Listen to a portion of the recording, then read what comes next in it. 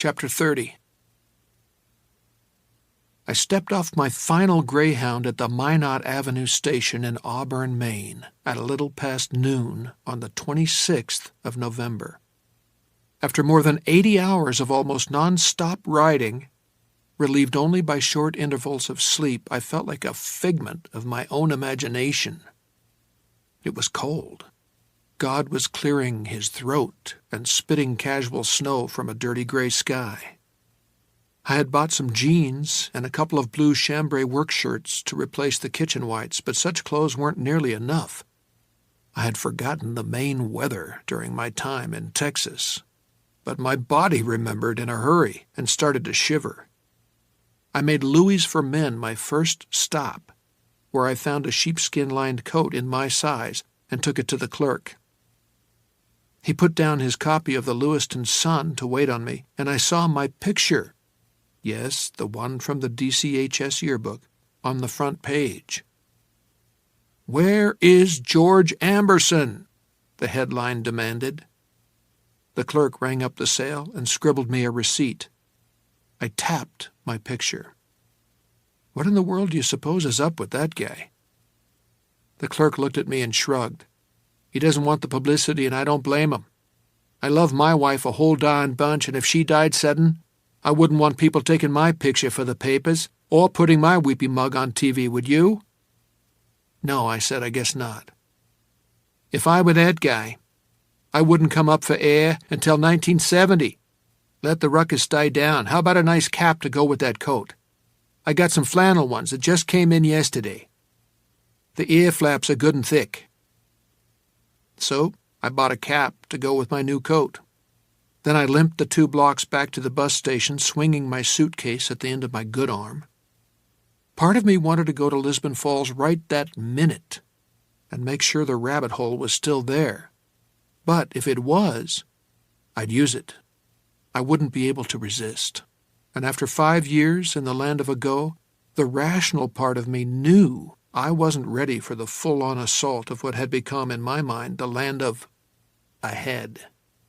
I needed some rest first. Real rest, not dozing in a bus seat while little kids wailed and tipsy men laughed. There were 4 or 5 taxis parked on the curb in snow that was now swirling instead of just spitting. I got into the first one, relishing the warm breath from the heater. The cabbie turned around, a fat guy with a badge reading licensed livery on his battered cap. He was a complete stranger to me, but I knew that when he turned on the radio, it would be turned to WJAB out of Portland. And when he dragged his ciggies out of his breast pocket, they would be Lucky Strikes. What goes around comes around. "Where to, Chief?" I told him to take me to the Tamarack Motor Court out on 196. "You got it." He turned on the radio and got the Miracles singing Mickey's Monkey. "These modern dances," he grunted, grabbing his smokes. "They don't do nothing but teach the kids how to bump and wiggle." "Dancing is life," I said. It was a different desk clerk, but she gave me the same room. Of course she did. The rate was a little higher, and the old TV had been replaced by a newer one, but the same sign was propped against the rabbit ears on top. "Do not use tin foil." The reception was still shitty. There was no news, only soap operas. I turned it off. I put the "Do Not Disturb" sign on the door. I drew the curtains. Then I stripped and crawled into bed, where, aside from a dreamlike stumble to the bathroom to relieve my bladder, I slept for 12 hours. When I woke up, it was the middle of the night. The power was off, and a strong northwest wind was blowing outside. A brilliant crescent moon rode high in the sky. I got the extra blanket from the closet and slept for another 5 hours. When I woke up, dawn lit the Tamarack Motor Court with the clear hues and shadows of a National Geographic photograph. There was frost on the cars pulled up in front of a scattering of units, and I could see my breath.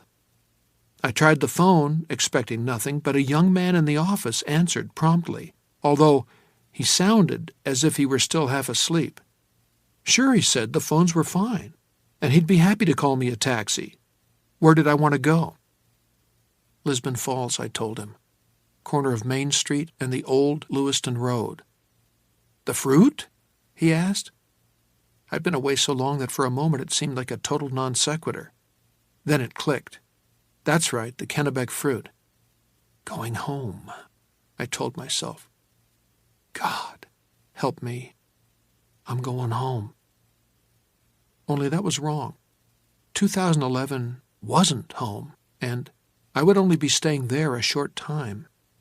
Assuming that was I could get there at all. Perhaps only minutes. Jody was home now, or would be, once Sadie arrived there. Sadie, the virgin. Sadie, with her long legs and long hair, and her propensity to trip over anything that might be in the way. Only, at the critical moment, I was the one who had taken the fall. Sadie, with her unmarked face. She was home. That morning's taxi driver was a solidly built woman in her 50s, bundled into an old black parka and wearing a Red Sox hat instead of one with a badge reading licensed livery. As we turned left onto 196 in the direction of the falls, she said, "Did you hear the news? I bet you didn't. The power's off up this way, ain't it?" "What news is that?" I asked, although a dreadful certainty had already stolen into my bones. Kennedy was dead. I didn't know if it had been an accident, a heart attack, or an assassination after all, but he was dead. The past was obdurate, and Kennedy was dead. Earthquake in Los Angeles. People been saying for years that California was just going to drop off into the ocean, and it seems like maybe they're going to turn out to be right. She shook her head. I ain't going to say it's because of the loose way they live, those movie stars and all, but I'm a pretty good Baptist, and I ain't going to say it's not. We were passing the Lisbon Drive-In now. Closed for the season, the marquee read. See you with lots more in 64. How bad was it? They're saying 7,000 dead. But when you hear a number like that, it'll go higher. Most of the damn bridges fell down. The freeways are in pieces, and there's fires everywhere. Seems like the part of town where the Negroes live was pretty much burnt flat. Warts. Ain't that a hell of a name for a part of a town? I mean, even one where black folks live. Warts? Huh? I didn't reply. I was thinking of Rags, the puppy we'd had when I was 9 and still living in Wisconsin. I was allowed to play with him in the backyard on school mornings until the bus came. I was teaching him to sit, fetch, roll over, stuff like that. And he was learning. Smart puppy. I loved him a lot. When the bus came, I was supposed to close the backyard gate before I ran to get on board. Rags always laid down on the kitchen stoop. My mother would call him in and feed him breakfast after she got back from taking my dad to the local train station. I always remembered to close the gate, or at least I don't remember ever forgetting to do it. But one day, when I came home from school, my mother told me Rags was dead. He'd been in the street, and a delivery truck had run him down. She never reproached me with her mouth, not once, but she reproached me with her eyes, because she had loved Rags too. I closed him in like always, I said through my tears. And, as I say, I believe that I did. Maybe because I always had. That evening, my dad and I buried him in the backyard. Probably not legal, Dad said, but I won't tell if you won't. I lay awake for a long, long time that night, haunted by what I couldn't remember and terrified of what I might have done. Not to mention guilty. That guilt lingered a long time, a year or more. If I could have remembered for sure, one way or the other, I'm positive it would have left me more quickly, but I couldn't. Had I shut the gate or hadn't I? Again and again I cast my mind to my puppy's final morning and could remember nothing clearly except heaving his rawhide strip and yelling, "Fetch, Rags! Fetch!" It was like that on my taxi ride to the falls. First, I tried to tell myself that there always had been an earthquake in late November of 1963. It was just one of those factoids like the attempted assassination of Edwin Walker that I had missed. As I'd told Al Templeton, I majored in English, not history. It wouldn't wash. If an earthquake like that had happened in the America I'd lived in before going down the rabbit hole, I would have known. There were far bigger disasters. The Indian Ocean tsunami of 2004 killed over 200,000. But 7,000 was a big number for America, more than twice as many fatalities as had occurred on 9/11. Next, I asked myself how what I'd done in Dallas could possibly have caused what this sturdy woman claimed had happened in L.A. The only answer I could come up with was the butterfly effect. But how could it kick into gear so soon? No way. Absolutely not. There was no conceivable chain of cause and effect between the two events. And still, a deep part of my mind whispered, "You did this. You caused Rag's death by either leaving the backyard gate open or not closing it firmly enough to latch, and you caused this. You and Al spouted a lot of noble talk about saving thousands of lives in Vietnam, but this is your first real contribution to the new history. 7,000 dead in L.A. It simply couldn't be, even if it was. "There's no downside," Al had said. "If things turn to shit, you just take it all back. Easy as erasing a dirty word off a chalkboard." "Mister," my driver said. "We're here."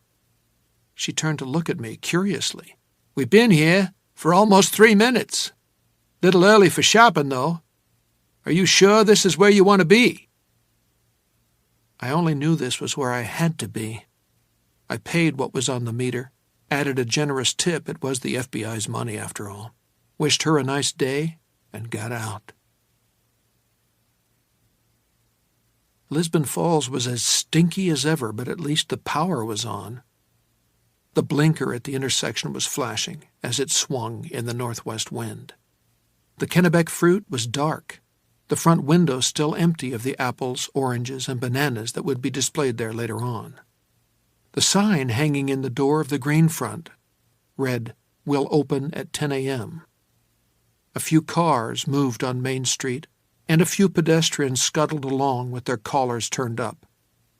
Across the street, however, the Warumbo Mill was fully operational. I could hear the shahoosh, shahoosh of the weaving flats, even from where I was standing. Then I heard something else. Someone was calling me, although not by either of my names. "Jimla! Hey, Jimla!" I turned toward the mill thinking, he's back. The yellow card man is back from the dead just like President Kennedy. Only it wasn't the yellow card man, any more than the taxi driver who'd picked me up at the bus station was the same one who'd taken me from Lisbon Falls to the Tamarack Motor Court in 1958. Except the two drivers were almost the same, because the past harmonizes, and the man across the street was similar to the one who'd asked me for $1 because it was double money day at the Green Front. He was a lot younger than the yellow card man, and his black overcoat was newer and cleaner, but it was almost the same coat. "Jimla, over here!" he beckoned. The wind flapped the hem of the overcoat. It made the sign to his left swing on its chain the way the blinker was swinging on its wire. I could still read it, though. "No admittance beyond this point until sewer pipe is repaired." 5 years, I thought, and that pesky sewer pipe still busted. Jimla, don't make me come over there and get you." He probably could. His suicidal predecessor had been able to make it all the way to the Green Front. But I felt sure that if I went limping down the old Lewiston Road fast enough, this new version would be out of luck. He might be able to follow me to the red and white supermarket where Al had bought his meat. But if I made it as far as Titus Chevron or the Jolly White Elephant, I could turn around and thumb my nose at him. He was stuck near the rabbit hole. If he hadn't been, I would have seen him in Dallas. I knew it as surely as I knew that gravity keeps folks from floating into outer space. As if to confirm this, he called, "Jimla, please!" The desperation I saw in his face was like the wind, thin but somehow relentless. I looked both ways for traffic, saw none, and crossed the street to where he stood. As I approached, I saw two other differences. Like his predecessor, he was wearing a fedora, but it was clean instead of filthy, and, as with his predecessor, a colored card was poking up from the hatband like an old-fashioned reporter's press pass, only this one wasn't yellow or orange or black. It was green. "Thank God," he said. He took one of my hands in both of his and squeezed it. The flesh of his palms was almost as cold as the air. I pulled back from him, but gently. I sensed no danger about him, only that thin and insistent desperation, although that in itself might be dangerous. It might be as keen as the blade of the knife John Clayton had used on Sadie's face. "Who are you?" I asked. "And why do you call me Jimla? Jimla Dew is a long way from here, mister." "I don't know who Jimla Dew is," the green card man said. "I've stayed away from your string as much as—" He stopped. His face contorted. The sides of his hands rose to his temples and pressed there as if to hold his brains in. But it was the card, stuck in the band of his hat, that captured most of my attention. The color wasn't entirely fixed. For a moment, it swirled and swam, reminding me of the screensaver that takes over my computer after it's been idle for 15 minutes or so. The green swirled into a pale canary yellow. Then, as he slowly lowered his hands, it returned to green, but maybe not as bright a green as when I'd first noticed it. "I've stayed away from your string as much as possible," the man in the black overcoat said, "but it hasn't been entirely possible. Besides, there are so many strings now, thanks to you and your friend the cook. There's so much crap." "I don't understand any of this," I said. But that wasn't quite true. I could at least figure out the card this man and his wet-brained forerunner carried. They were like the badges worn by people who worked in nuclear power plants, only instead of measuring radiation, the cards monitored what? Sanity? Green, your bag of marbles was full. Yellow, you'd started to lose them. Orange, call for the men in the white coats, and when your card turned black. The green card man was watching me carefully. From across the street, he'd looked no older than 30. Over here, he looked closer to 45. Only, when you got close enough to look into his eyes, he looked older than the ages, and not right in the head. "Are you some kind of guardian? Do you guard the rabbit hole?" He smiled, or tried to. "That's what your friend called it." From his pocket he took a pack of cigarettes. There was no label on them. That was something I'd never seen before, either here in the land of Ago or in the land of Ahead. "Is this the only one?" He produced a lighter, cupped it to keep the wind from blowing the flame out, then set fire to the end of his cigarette. The smell was sweet, more like marijuana than tobacco. But it wasn't marijuana. Although he never said, I believe it was something medicinal, perhaps not so different from my Goody's headache powder. There are a few. Think of a glass of ginger ale that's been left out and forgotten. Okay. After 2 or 3 days, almost all the carbonation is gone, but there are still a few bubbles left. What you call the rabbit hole isn't a hole at all. It's a bubble. As far as guarding, no, not really. It would be nice, but there's very little we could do that wouldn't make things worse. That's the trouble with traveling in time, Jimla. My name is Jake. Fine. What we do, Jake, is watch. Sometimes we warn, as Kyle tried to warn your friend, the cook. So the crazy guy had a name. A perfectly normal one. Kyle, for God's sake. It made things worse because it made them more real. He never tried to warn Al. All he ever did was ask for $1 to buy cheap wine with. The green card man dragged on his cigarette and looked down at the cracked concrete, frowning, as if something were written there. "Shatush, shatush," said the weaving flats. He did it first, he said, in his way. Your friend was too excited by the new world he'd found to pay attention. And by then, Kyle was already tottering. It's how would you put it? An occupational hazard. What we do puts us under enormous mental strain. Do you know why? I shook my head. Think a minute. How many little explorations and shopping trips did your cook friend make even before he got the idea of going to Dallas to stop Oswald? 50? 100? 200? I tried to remember how long Al's diner had stood in the mill courtyard, and couldn't. Probably even more than that. And what did he tell you? Each trip was the first time? Yes, a complete reset. He laughed, wearily. Sure he did. People believe what they see, and still he should have known better. You should have known better. Each trip creates its own string. And when you have enough strings, they always get snarled. Did it ever cross your friend's mind to wonder how he could buy the same meat over and over?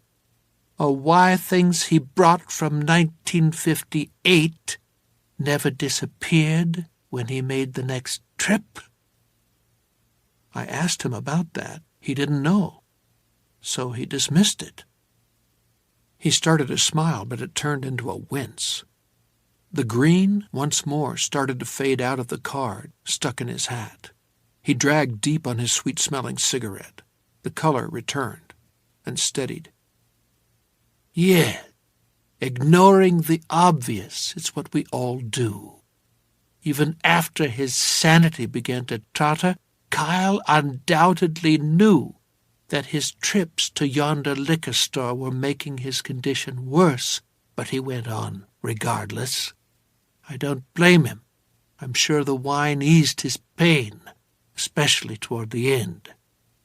Things might have been better if he hadn't been able to get to the liquor store, if it was outside the circle, but it wasn't. And really, who can say? There is no blaming here, Jake. No condemnation.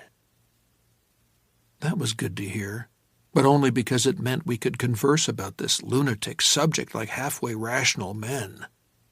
Not that his feelings mattered much to me either way. I still had to do what I had to do. What's your name?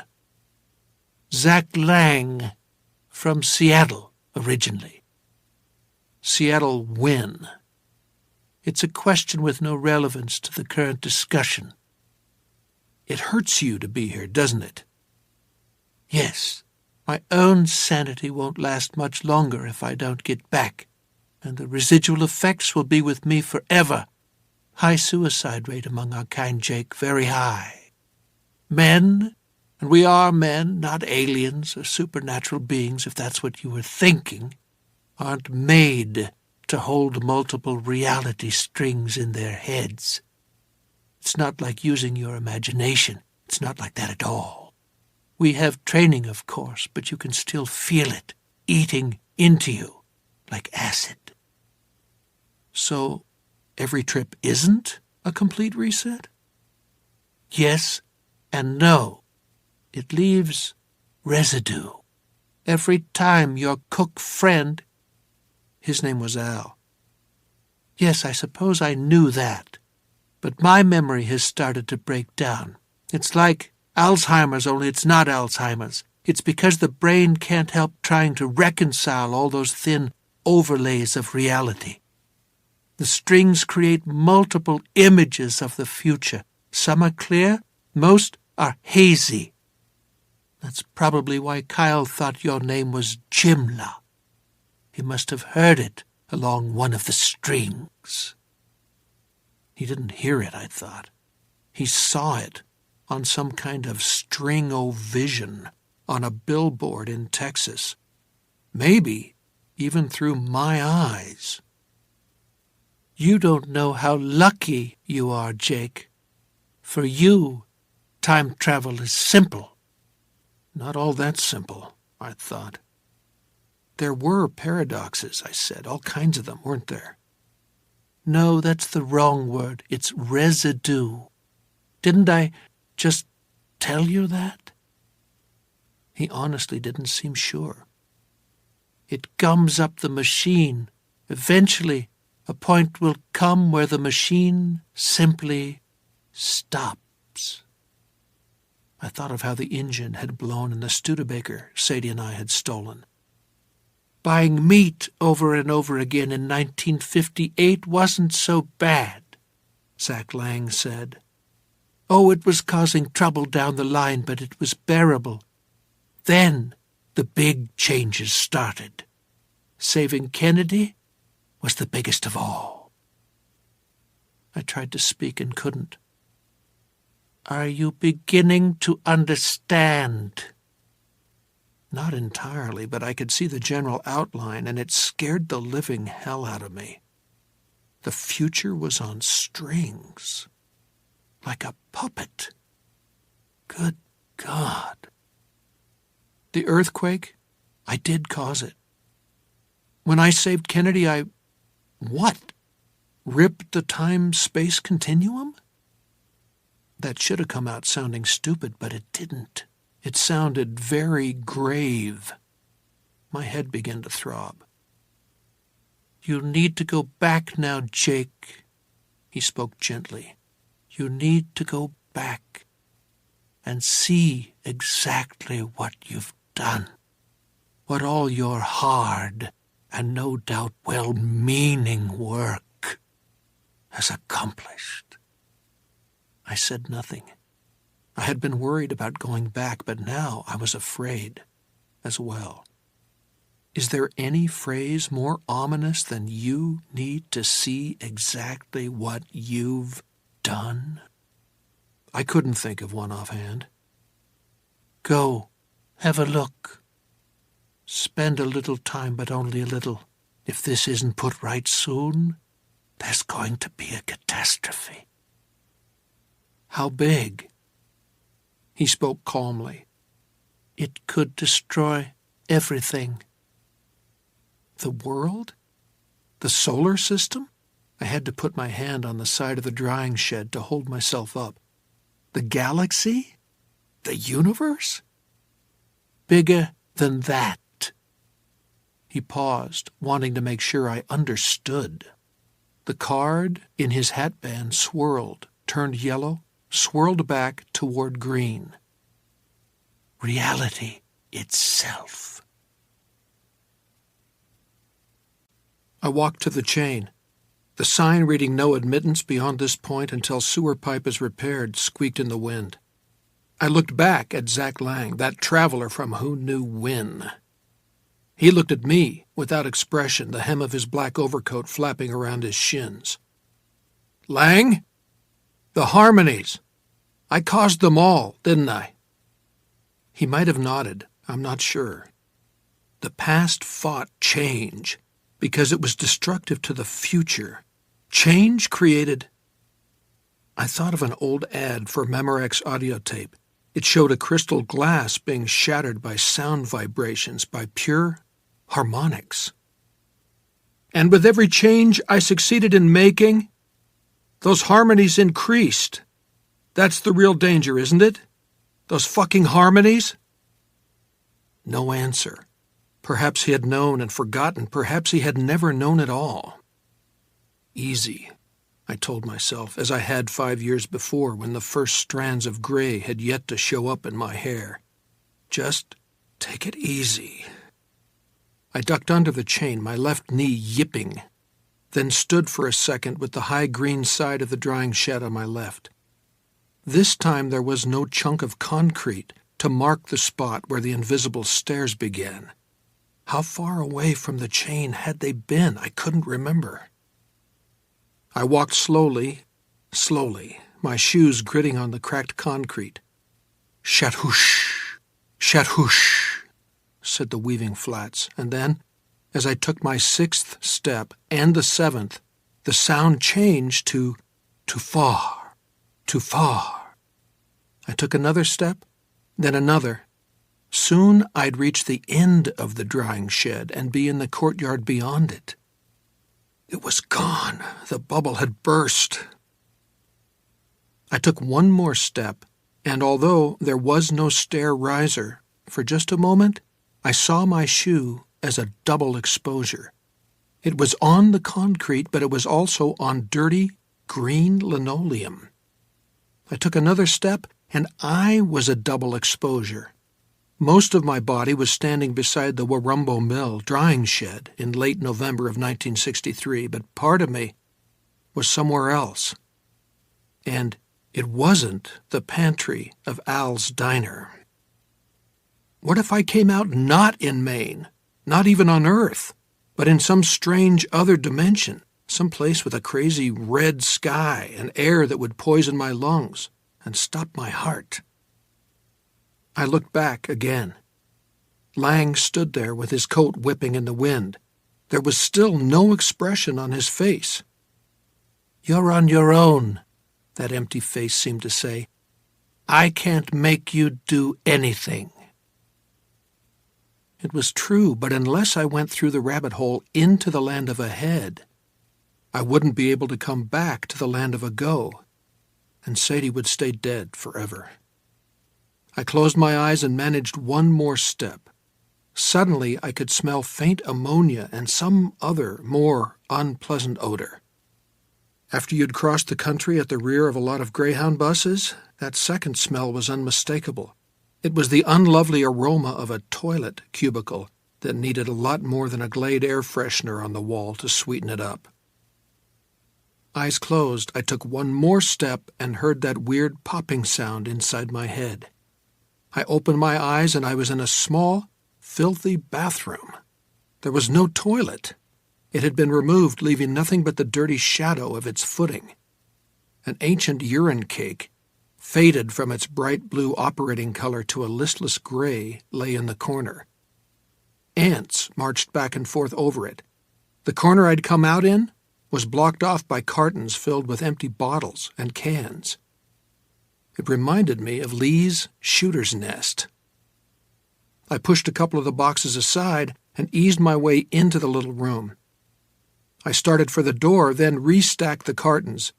No sense making it easy for anyone to stumble down the rabbit hole by mistake. Then I stepped outside and back into 2011. It had been dark the last time I'd gone down the rabbit hole, so of course it was dark now, because it was only 2 minutes later. A lot had changed in those 2 minutes, though. I could see that even in the gloom. At some point in the last 48 years, the mill had burned down. All that remained were a few blackened walls, a fallen stack that reminded me, inevitably, of the one I'd seen at the site of the Kitchener Ironworks in Derry, and several piles of rubble. There was no sign of your main snuggery, LL Bean Express, or any other upscale shops. Here was a wrecked mill, standing on the banks of the Androscoggin. Nothing else. On the June night when I'd left, on my 5-year mission to save Kennedy, the temperature had been pleasantly mild. Now it was beastly hot. I took off the sheepskin-lined coat I'd bought in Auburn and tossed it into the ill-smelling bathroom. When I closed the door again, I saw the sign on it. Bathroom out of order, no toilet, sewer pipe is broken. Beautiful young presidents died, and beautiful young presidents lived. Beautiful young women lived, and then they died. But the broken sewer pipe beneath the courtyard of the old Warumbo Mill was apparently eternal. The chain was still there, too. I walked to it along the flank of the dirty old cinder-block building that had replaced the drying shed. When I ducked under the chain and went around to the front of the building, I saw it was an abandoned convenience store called Quick Flash. The windows were shattered, and all the shelves had been taken away. The place was nothing but a shell, where one emergency light, its battery almost dead, buzzed like a dying fly against a winter window pane. There was graffiti spray-painted on the remains of the floor and just enough light to read it. "Get out of town, you packy bastard." I walked across the broken concrete of the courtyard. The lot where the mill workers had once parked was gone. Nothing had been built there. It was just a vacant rectangle, filled with smashed bottles, jigsaw chunks of old asphalt, and listless clumps of trash grass. Used condoms hung from some of these like ancient party streamers. I looked up for stars and saw none. The sky was covered with low-hanging clouds, just thin enough to allow a little vague moonlight to seep through. The blinker at the intersection of Main Street and Route 196, once known as the old Lewiston Road, had been replaced at some point by a traffic light, but it was dark. That was all right. There was no traffic in either direction. The fruit was gone. There was a cellar hole where it had stood. Across from it, where the green front had been in 1958, and where a bank should have been standing in 2011, was something called Province of Maine Food Cooperative. Except these windows were also broken, and any goods that might have been inside were long gone. The place was as gutted as the Quick Flash. Halfway across the deserted intersection, I was frozen in place by a great, watery, ripping sound. The only thing I could imagine making a noise like that was some kind of exotic ice plane melting, even as it broke the sound barrier. The ground beneath my feet briefly trembled. A car alarm blurped, then quit. Dogs barked, then fell silent, one by one. "Earthquake in Los Angeles," I thought. 7,000. Dead. Headlights splashed down Route 196, and I made it to the far sidewalk in a hurry. The vehicle turned out to be a little square bus with "roundabout" in its lighted destination window. That rang a faint bell, but I don't know why. Some harmony or other, I suppose. On the roof of the bus were several revolving gadgets that looked like heat ventilators. Wind turbines, maybe. Was that possible? There was no combustion engine sound, only a faint electrical hum. I watched until the wide crescent of its single taillight was out of sight. Okay, so gas engines were being phased out in this version of the future, this string, to use Zach Lang's term. That was a good thing, wasn't it? Possibly.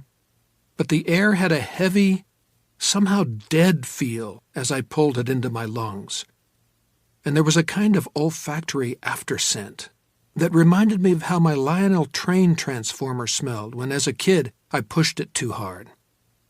"Time to turn it off and let it rest a while," my father would say. There were a few businesses on Main Street that looked like half-going concerns, but mostly it was a shambles.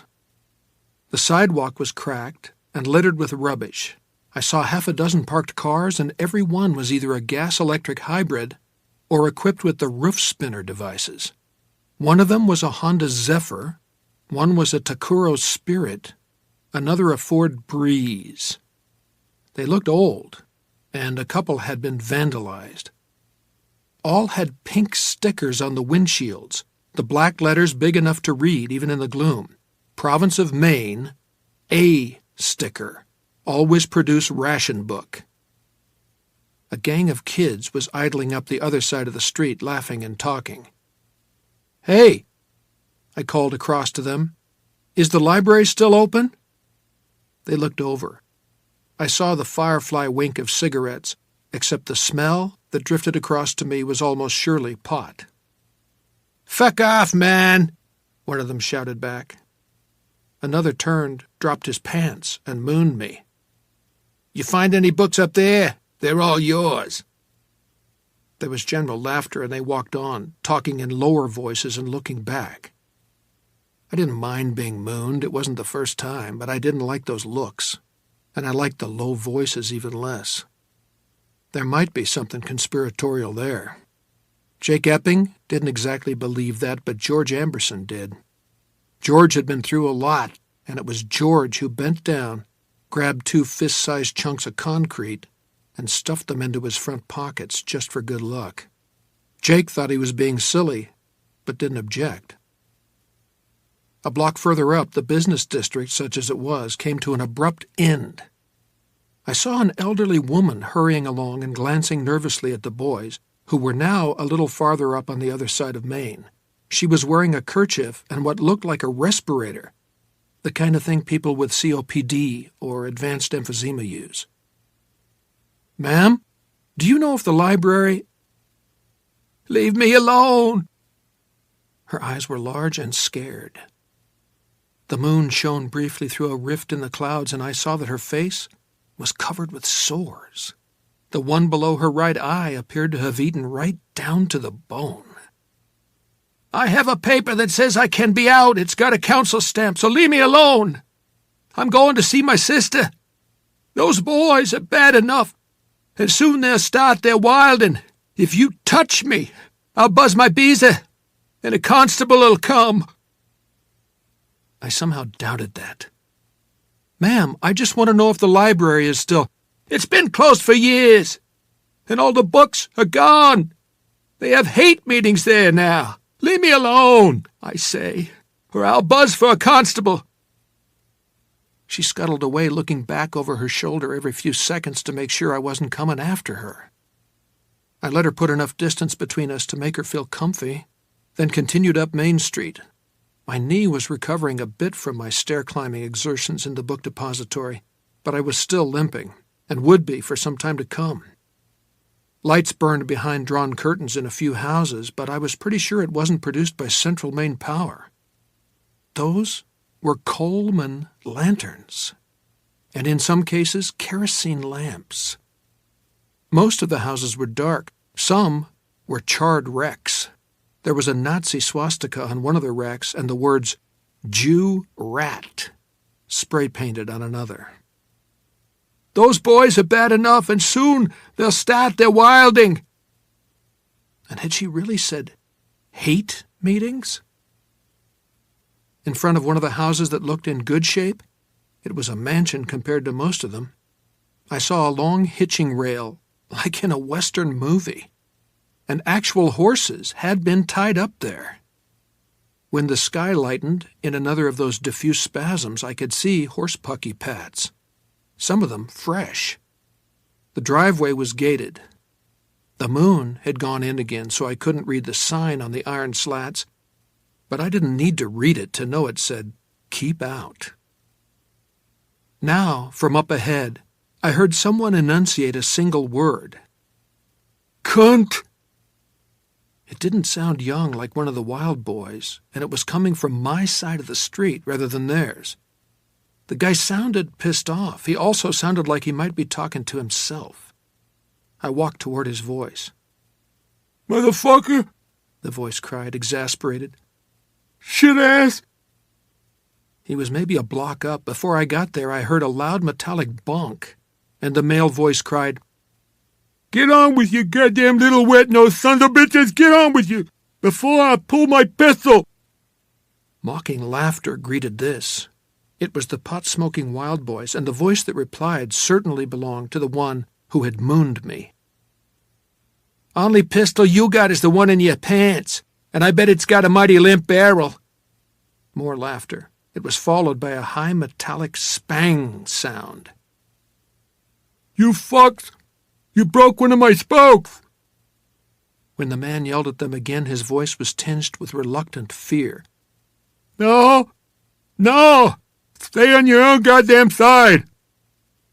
The clouds rifted. The moon peeked through. By its chancy light, I saw an old man in a wheelchair. He was halfway across one of the streets intersecting Main.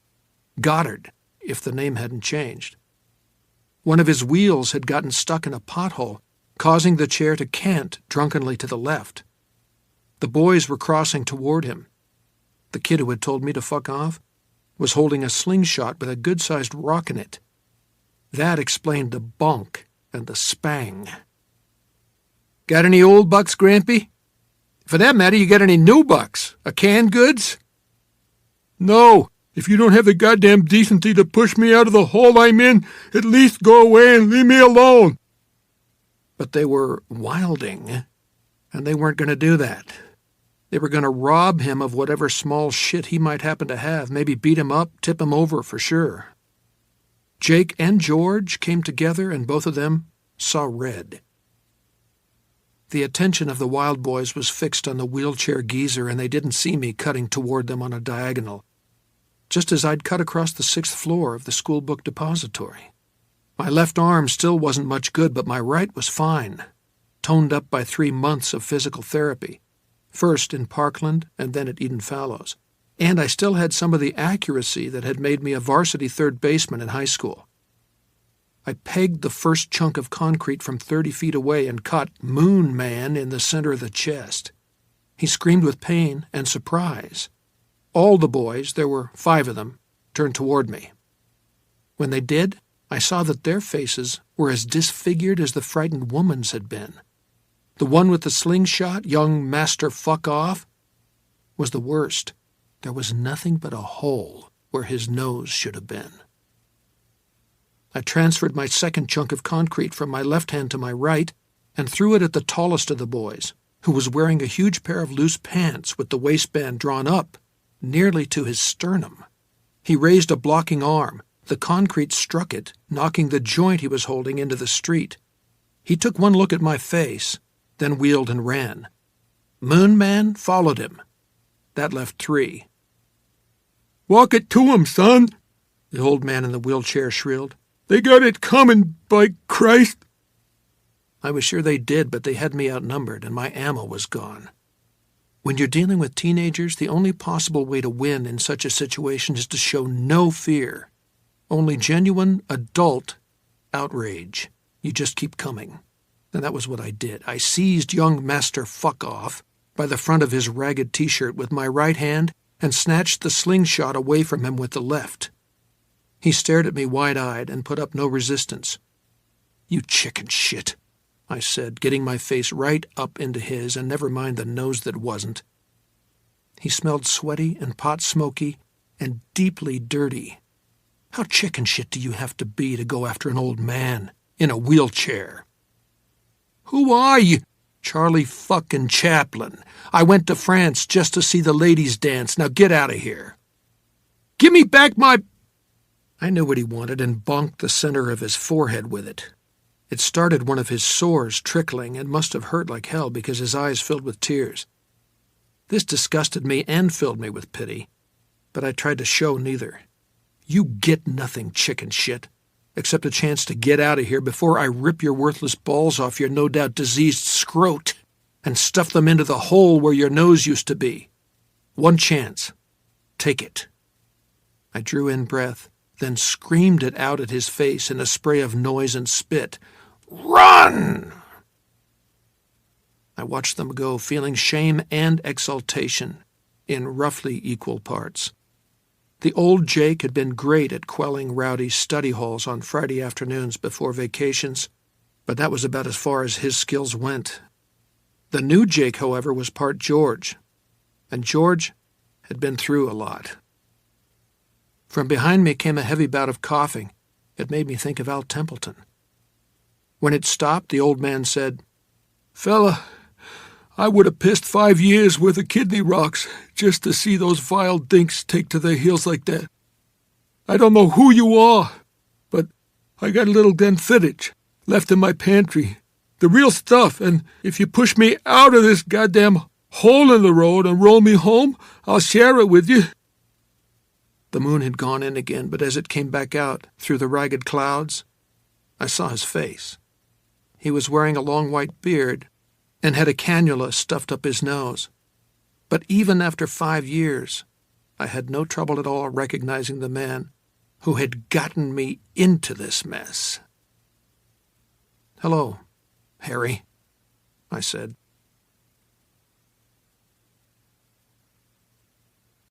Chapter 31. He still lived on Goddard Street. I rolled him up the ramp to the porch where he produced a fearsome bundle of keys. He needed them. The front door had no less than 4 locks. "Do you rent or own?" "Oh, it's all mine," he said, "such as it is." Good for you. Before, he had rented. "You still haven't told me how you know my name." "First, let's have that drink. I can use one." The door opened on a parlor that took up the front half of the house. He told me to whoa, as if I were a horse, and lit a Coleman lantern. By its light I saw furniture of the type that is called old but serviceable. There was a beautiful braided rug on the floor. No GED diploma on any of the walls, and of course no framed theme titled "The Day That Changed My Life," but there were a great many Catholic icons and lots of pictures. It was with no surprise that I recognized some of the people in them. I had met them, after all. "Lock that behind you, would you?" I closed us off from the dark and disturbing Lisbon Falls and ran both bolts. "Deadbolt, too, if you don't mind." I twisted it and heard a heavy clunk. Harry, meanwhile, was rolling around his parlor and lighting the same sort of long-chimneyed kerosene lamps I vaguely remembered seeing in my Grandma Sary's house. It was a better light for the room than the Coleman lamp, and when I killed its hot white glow, Harry Dunning nodded approvingly. "What's your name, sir? You already know mine." "Jake Epping. Don't suppose that rings any bells with you, does it?" He considered, then shook his head. "Should it?" "Probably not." He stuck out his hand. It shook slightly with some incipient palsy. "I'll shake with you just the same. That could have been nasty." I shook his hand gladly. "Hello, new friend. Hello, old friend." "Okay, now that we got that took care of, we can drink with clear consciences. I'll get us that single malt." He started for the kitchen, rolling his wheels with arms that were a little shaky but still strong. The chair had a small motor, but either it didn't work or he was saving the battery. He looked back over his shoulder at me. "Not dangerous, are you? I mean, to me?" "Not to you, Harry," I smiled. "I'm your good angel." "This is fucking peculiar," he said. "But these days, what isn't?" He went into the kitchen. Soon, more light glowed. Homey orange-yellow light. In here, everything seemed homey. But out there, in the world... Just what in the hell had I done? "What'll we drink to?" I asked when we had our glasses in hand. "Better times than these. Will that work for you, Mr. Epping?" "It works fine. And make it Jake."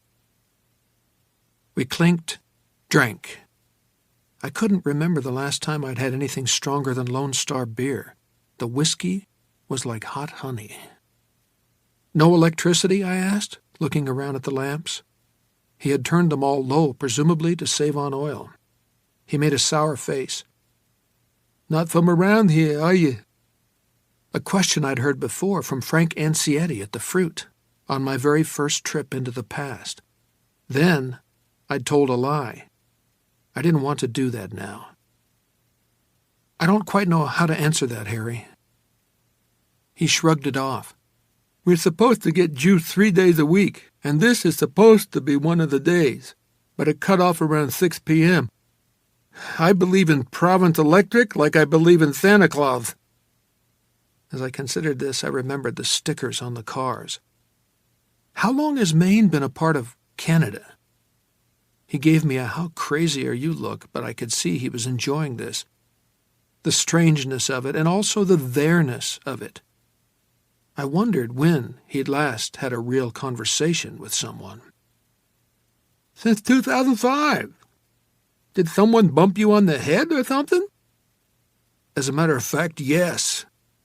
I went to his wheelchair, dropped on the knee that still bent willingly and without pain, and showed him the place on the back of my head where the hair had never grown back. "I took a bad beating a few months ago." "Yeah, I seen you limping when you ran at those kids." And now there's lots of things I don't remember. The floor suddenly shook beneath us. The flames in the kerosene lamps trembled. The pictures on the walls rattled, and a 2-feet-high plastered Jesus, with his arms outstretched, took a jittery stroll toward the edge of the mantelpiece. He looked like a guy contemplating suicide, and, given the current state of things as I had observed them, I couldn't blame him. "Popper," Harry said matter-of-factly when the shaking stopped. "You remember those, right?" "No." I got up, went to the mantelpiece, and pushed Jesus back, beside his Holy Mother. "Thanks. I've already lost half the damn disciples off the shelf of my bedroom, and I mourn every one. They were my mom's. Poppers are earth tremors. We get a lot of them, but most of the Big Daddy quakes are in the Midwest or out California way. Europe and China, too, of course." "People tying up their boats in Idaho, are they?" I was still at the mantelpiece, now looking at the framed pictures. "Hasn't got that bad yet, but you know 4 of the Japanese islands are gone, right?" I looked at him with dismay. "No." "3 were small ones, but Hokkaido's gone too. Dropped into the goddamn ocean 4 years ago like it was on an elevator. The scientists say it's got something to do with the Earth's crust." Matter-of-factly, he added, "They say if it don't stop, it'll tear the planet apart by 2080 or so. Then the solar system will have 2 asteroid belts." I drank the rest of my whiskey in a single gulp, and the crocodile tears of booze momentarily doubled my vision. When the room solidified again, I pointed to a picture of Harry at about 50. He was still in his wheelchair, but he looked hale and healthy, at least from the waist up. The legs of his suit pants billowed over his diminished legs. Next to him was a woman in a pink dress that reminded me of Jackie Kennedy's suit on 11/22/63. I remember my mother telling me never to call a woman who wasn't beautiful plain-faced. They were, she said, good-faced. This woman was good-faced. "Your wife?" That was taken on our 25th wedding anniversary. She died 2 years later. There's a lot of that going around. The politicians will tell you the A-bombs did it. Been 28 or 9 swapped since Hanoi Hell in '69. They'll swear it until they're blue in the face, but everyone knows the sores and the cancer didn't start getting really bad up this way until Vermont Yankee went China syndrome. That happened after years of protests about the place. Oh, they said, there won't be any big earthquakes in Vermont, not way up here in God's kingdom. Just the usual little shakers and poppers. Yeah, look what happened. You're saying a reactor blew up in Vermont? Spewed radiation all over New England and southern Quebec. When? Jake, are you pulling my leg? Absolutely not. June 19th, 1999. I'm sorry about your wife. Thank you, son. She was a good woman, lovely woman. She didn't deserve what she got. He wiped his arm slowly across his eyes. Been a long time since I talked about her. But then, it's been a long time since I've had anyone to talk with. Can I pour you a little more of this joy juice? I held my fingers a smidge apart. I didn't expect to be here long. I had to take in all this bogus history, this darkness in a hurry. I had a lot to do, not least of all bringing my own lovely woman back to life. That would mean another chat with the green card man. I didn't want to be loaded when I had it, but one more little one wouldn't hurt. I needed it. My emotions felt frozen, which was probably good because my mind was reeling. Were you paralyzed during the Tet Offensive? Thinking, of course you were, but it could have been worse. On the last go-round, you died. He looked blank for a moment, then his face cleared. I guess it was Tet, come to think of it. We just called it the Great Saigon Fuck-All of 1967. The helicopter I was in crashed. I was lucky. Most of the people on that bird died. Some of them were diplomats, and some of them were just kids. Tet of 67? I said, not 68. That's right. You wouldn't have been born, but surely you read about it in the history books. No. I let him pour a little more scotch into my glass, just enough to cover the bottom, and said, I know that President Kennedy was almost assassinated in November of 1963. After that, I know nothing. He shook his head. That's the funniest case of amnesia I ever heard of. Was Kennedy re-elected? Against Goldwater? You bet your ass he was. Did he keep Johnson as his running mate? Sure. Kennedy needed Texas. Got it, too. Governor Connally worked like a slave for him in that election, much as he despised Kennedy's new frontier. They called it the embarrassment endorsement because of what almost happened that day in Dallas. You sure you don't know this? Never learned any of it in school? You lived it, Harry, so tell me. I don't mind, he said. Drag up a rock, son. Quit looking at those pictures. If you don't know Kennedy got re-elected in 64, you're sure not apt to know any of my family. Ah, Harry, I thought. When I was just a little kid, 4, maybe even 3, a drunk uncle told me the story of Little Red Riding Hood. Not the one in the standard fairy tale books, but the R-rated version full of screams, blood, and the dull thump of the woodsman's axe. My memory of hearing it is vivid to this day, but only a few of the details remain. The wolf's teeth bared in a shining grin, for instance, and the gore-soaked granny being reborn from the wolf's yawning belly. This is my way of saying that if you're expecting the concise alternate history of the world as told by Harry Dunning to Jake Epping, forget about it. It wasn't just the horror of discovering how badly things had gone wrong. It was my need to get back and put things right. Yet, a few things stand out. The worldwide search for George Amberson, for instance. No joy there. George was as gone as Judge Crater. But in the 48 years since the assassination attempt in Dallas, Amberson had become a near mythical figure. Savior or part of the plot. People held actual conventions to discuss it, and listening to Harry tell that part, it was impossible for me not to think of all the conspiracy theories that had sprung up around the version of Lee who had succeeded. As we know, class, the past harmonizes. Kennedy expected to sweep Barry Goldwater away in a landslide in '64. Instead, he won by less than 40 electoral votes, a margin only Democratic Party stalwarts thought respectable. Early in his second term, he infuriated both the right-wing voters and the military establishment by declaring North Vietnam a lesser danger to our democracy than the racial inequality in our schools and cities. He didn't withdraw American troops entirely, but they were restricted to Saigon and a ring around it that was called, surprise, surprise, the Green Zone. Instead of injecting large numbers of troops, the second Kennedy administration injected large amounts of money. It's the American way. The great civil rights reforms of the 60s never happened.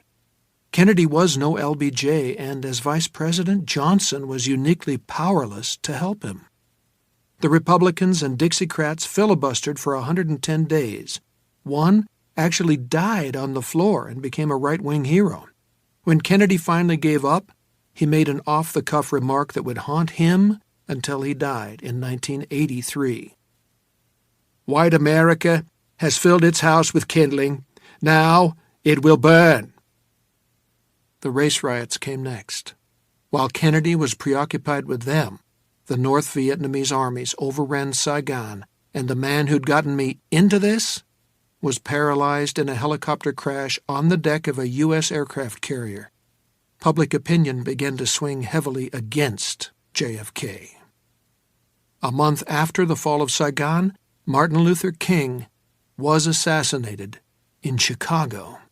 The assassin turned out to be a rogue FBI agent named Dwight Hawley. Before being killed himself, he claimed to have carried out the hit on Hoover's orders. Chicago went up in flames. So did a dozen other American cities. George Wallace was elected president. By then, the earthquakes had begun, in earnest. Wallace couldn't do anything about those, so he settled for firebombing Chicago into submission. That, Harry said, was in June of 1969. A year later, President Wallace offered Ho Chi Minh an ultimatum: make Saigon a free city like Berlin or see Hanoi become a dead one like Hiroshima. Uncle Ho refused. If he thought Wallace was bluffing, he was wrong. Hanoi became a radioactive cloud on August 9, 1969, 24 years to the day after Harry Truman dropped Fat Man on Nagasaki. Vice President Curtis LeMay took personal charge of the mission. In a speech to the nation, Wallace called it God's will. Most Americans concurred. Wallace's approval ratings were high, but there was at least one fellow who did not approve. His name was Arthur Bremer, and on May 15, 1972, he shot Wallace dead as Wallace campaigned for re-election at a shopping mall in Laurel, Maryland. What kind of gun? I believe it was a .38 revolver. Sure it was. Maybe a police special, but probably a Victory model, the same kind of gun that had taken Officer Tippett's life along another time string. This was where I began to lose the thread, where the thought, I have to put this right, put this right, put this right, began to hammer in my head like a gong. Hubert Humphrey became president in '72. The earthquakes worsened. The world suicide rate skyrocketed. Fundamentalism of all kinds blossomed. The terrorism fomented by religious extremists blossomed with it. India and Pakistan went to war. More mushroom clouds bloomed. Bombay never became Mumbai. What it became was radioactive ash in a cancer wind. Likewise, Karachi. Only when Russia, China, and the United States promised to bomb both countries back to the Stone Age did the hostilities cease. In 1976, Humphrey lost to Ronald Reagan in a coast-to-coast landslide. The hump couldn't hold even his native state of Minnesota. 2000 committed mass suicide in Jonestown, Guyana. In November of 1979, Iranian students overran the American embassy in Tehran and took not 66 hostages but over 200. Heads rolled on Iranian TV. Reagan had learned enough from Hanoi Hell to keep the nukes in their bomb bays and missile silos, but he sent in beaucoup troops. The remaining hostages were, of course, slaughtered, and an emerging terrorist group calling themselves the Base, or in Arabic, Al-Qaeda, began planting roadside bombs here, there, and everywhere. The man could speechify like a motherfucker, but he had no understanding of militant Islam, Harry said. The Beatles reunited and played a peace concert. A suicide bomber in the crowd detonated his vest and killed 300 spectators. Paul McCartney was blinded. The Mideast went up in flames shortly thereafter. Russia collapsed. Some group, probably exiled Russian hardline fanatics, began selling nuclear weapons to terrorist groups, including the base. By 1994, Harry said in his dry voice, the oil fields over there were so much black glass, the kind that glows in the dark. Since then, though, the terrorism has kind of burned itself out. Someone blew up a suitcase nuke in Miami 2 years ago, but it didn't work very well. I mean, it'll be 60 or 80 years before anybody can party on South Beach, and of course the Gulf of Mexico is basically dead soup. But only 10,000 people have died of radiation poisoning. By then it wasn't our problem. Maine voted to become a part of Canada, and President Clinton was happy to say good riddance. Bill Clinton's president? Gosh, no. He was a human for the 2004 nomination, but he died of a heart attack at the convention. His wife stepped in. She's president. Doing a good job? Harry waggled his hand. Not bad, but you can't legislate earthquakes. And that's what's going to do for us in the end. Overhead, that watery ripping sound came again. I looked up. Harry didn't. What is that? I asked. Son, he said, nobody seems to know. The scientists argue, but in this case I think the preachers might have the straight of it. They say it's God, getting ready to tear down all the works of his hands. Same way that Samson tore down the temple of the Philistines. He drank the rest of his whiskey. Thin color had bloomed in his cheeks, which were, as far as I could see, free of radiation sores. And on that one, I think they might be right. Christ almighty, I said. He looked at me levelly. Heard enough history, son? Enough to last me a lifetime. I have to go, I said. Will you be all right? Until I'm not. Same as everybody else. He looked at me closely. Jake, where did you drop from? And why the hell should I feel like I know you? Maybe because we always know our good angels. Bullshit. I wanted to be gone. All in all, I thought my life after the next reset was going to be much simpler. But first, because this was a good man who had suffered greatly in all 3 of his incarnations, I approached the mantelpiece again and took down one of the framed pictures. Hey, be careful with that, Harry said tetchily. It's my family. I know. I put it in his gnarled and age-spotted hands. A black and white photo that had, by the faintly fuzzy look of the image, been blown up from a Kodak snap. Did your dad take this? I ask, because he's the only one not in it. He looked at me curiously, then back down at the picture. No, he said. This was taken by a neighbor lady in the summer of 1958. My dad and Mom were separated by then. I wondered if the neighbor lady had been the one I'd seen smoking a cigarette as she alternated washing the family car and spraying the family dog. Somehow I was sure it had been. From far down in my mind, like a sound heard coming up from a deep well, came the chanting voices of the jump rope girls. My old man drives a submarine. He had a drinking problem. That wasn't such a big deal back then. Lots of men drank too much and stayed under the same roofs with their wives, but he got mean when he drank. I bet he did, I said. He looked at me again more sharply, then smiled.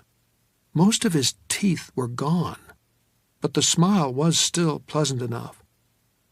I doubt if you know what you're talking about. How old are you, Jake? 40. Although I was sure I looked older that night. Which means you were born in 1971. Actually, it had been 76, but there was no way I could tell him that without discussing the 5 missing years that had fallen down the rabbit hole, like Alice into Wonderland. Close enough, I said. That photo was taken at the house on Cossett Street. I tapped Ellen, who was standing to the left of her mother, thinking of the grown-up version I'd spoken to on the phone, call that one Ellen 2.0. Also thinking, it was inevitable, of Ellen Docherty, the harmonic version I'd known in Jody. Can't tell from this, but she was a little carrot top, wasn't she? A pint-sized Lucille Ball. Harry said nothing, only gaped. Did she go into comedy? Or something else? Radio? Or TV? She does a DJ show on Province of Maine, CBC, he said faintly. But how? Here's Troy and Arthur, also known as Tugga. And here's you, with your mother's arm around you. I smiled. Just the way God planned it. If only it could stay that way. If only.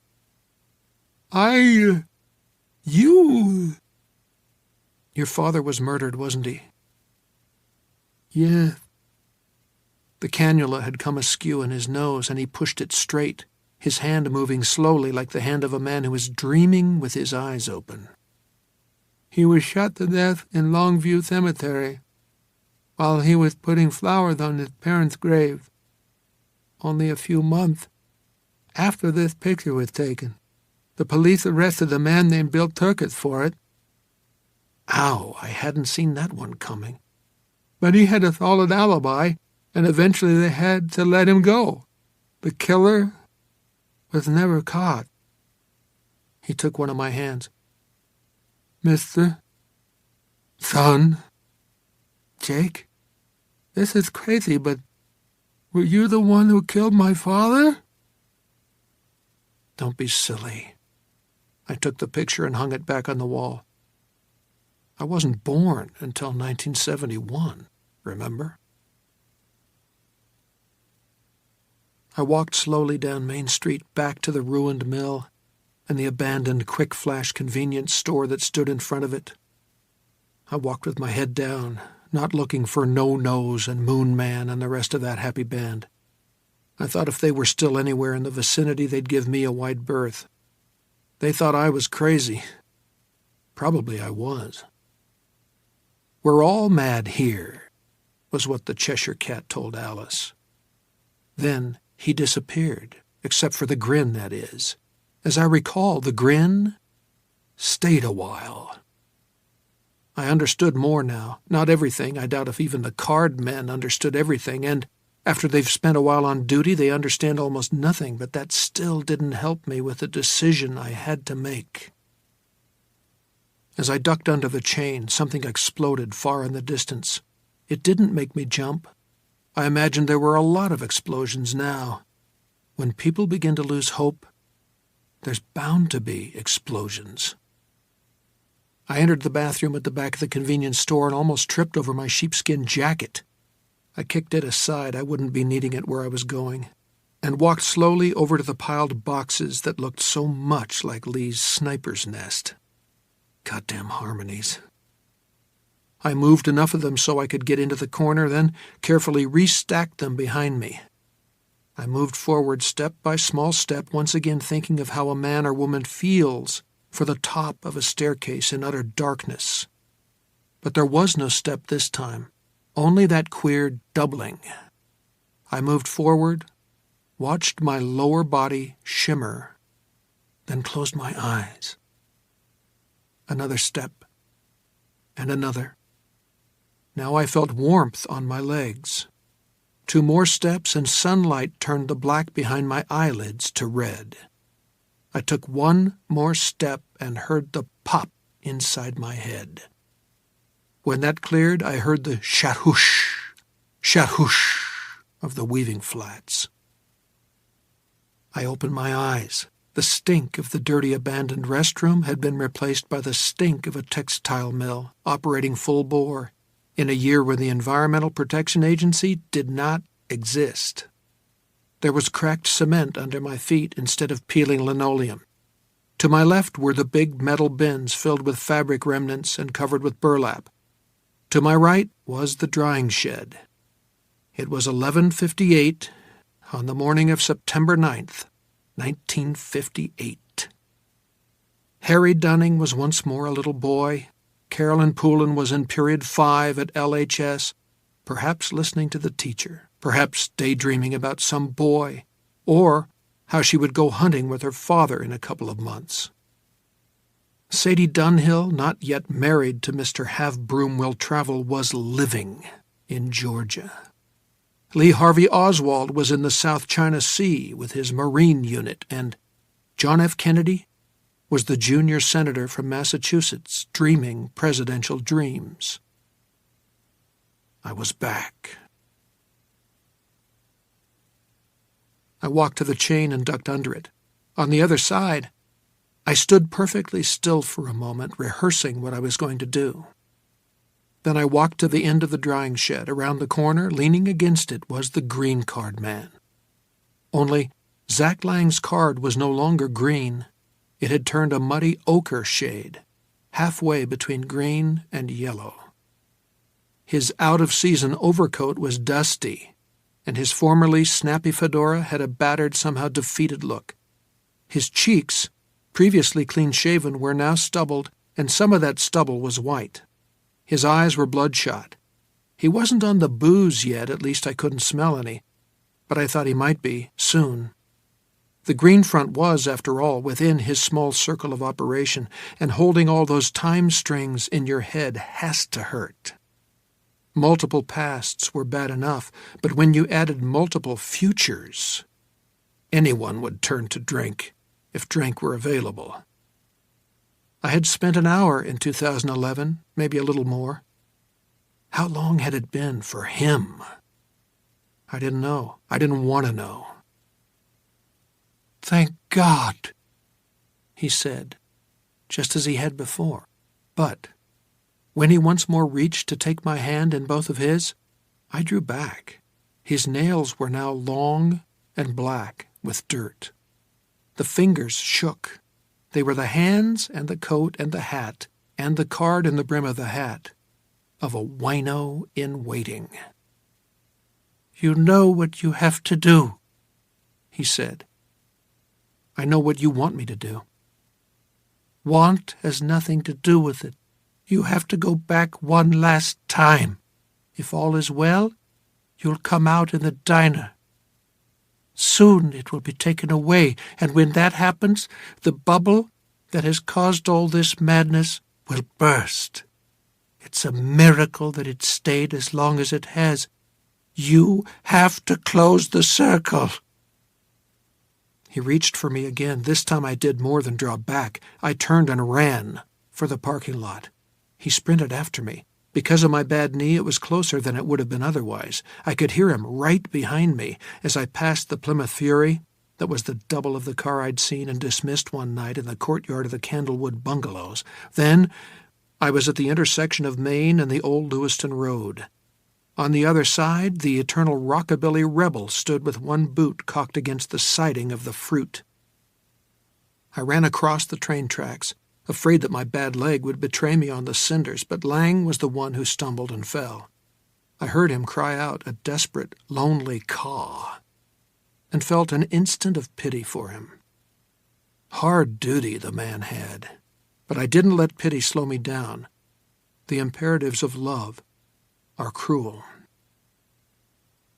The Lewiston Express bus was coming. I lurched across the intersection and the bus driver blared his horn at me. I thought of another bus crowded with people who were going to see the president. And the president's lady, of course, the one in the pink suit. Roses laid between them on the seat, not yellow but red. "Jim Law, come back!" That was right. I was the Jim Law, after all, the monster in Rosette Templeton's bad dream. I limped past the Kennebec Fruit, well ahead of the ochre card man now. This was a race I was going to win. I was Jake Epping, high school teacher. I was George Amberson, aspiring novelist. I was the Jim Law, who was endangering the whole world with every step he took. Yet I ran on. I thought of Sadie, tall and cool and beautiful, and I ran on. Sadie, who was accident-prone and was going to stumble over a bad man named John Clayton. On him she would bruise more than her shins. The world well lost for love. Was that Dryden or Pope? I stopped by Titus Chevron, panting. Across the street, the beatnik proprietor of the Jolly White Elephant was smoking his pipe and watching me. The ochre card man stood at the mouth of the alley behind the Kennebec fruit. It was apparently as far as he could go in that direction. He held out his hands to me, which was bad. Then he fell on his knees and clasped his hands in front of him, which was ever so much worse. "Please don't do this. You must know the cost." I knew it, and still hurried on. A telephone booth stood at the intersection just beyond St. Joseph's Church. I shut myself inside it, consulted the phone book, and dropped a dime. When the cab came, the driver was smoking Lucky's, and his radio was turned to WJAB. History repeats itself.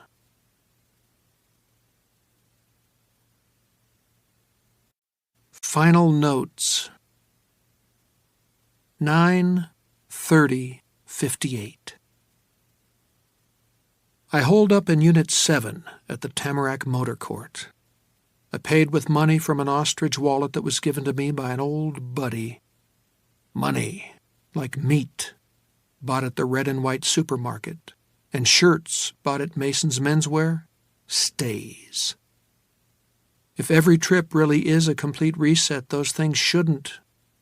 But it's not. And they do. The money wasn't from Al, but at least Agent Hosty let me run, which might turn out to be a good thing for the world. Or not. I don't know.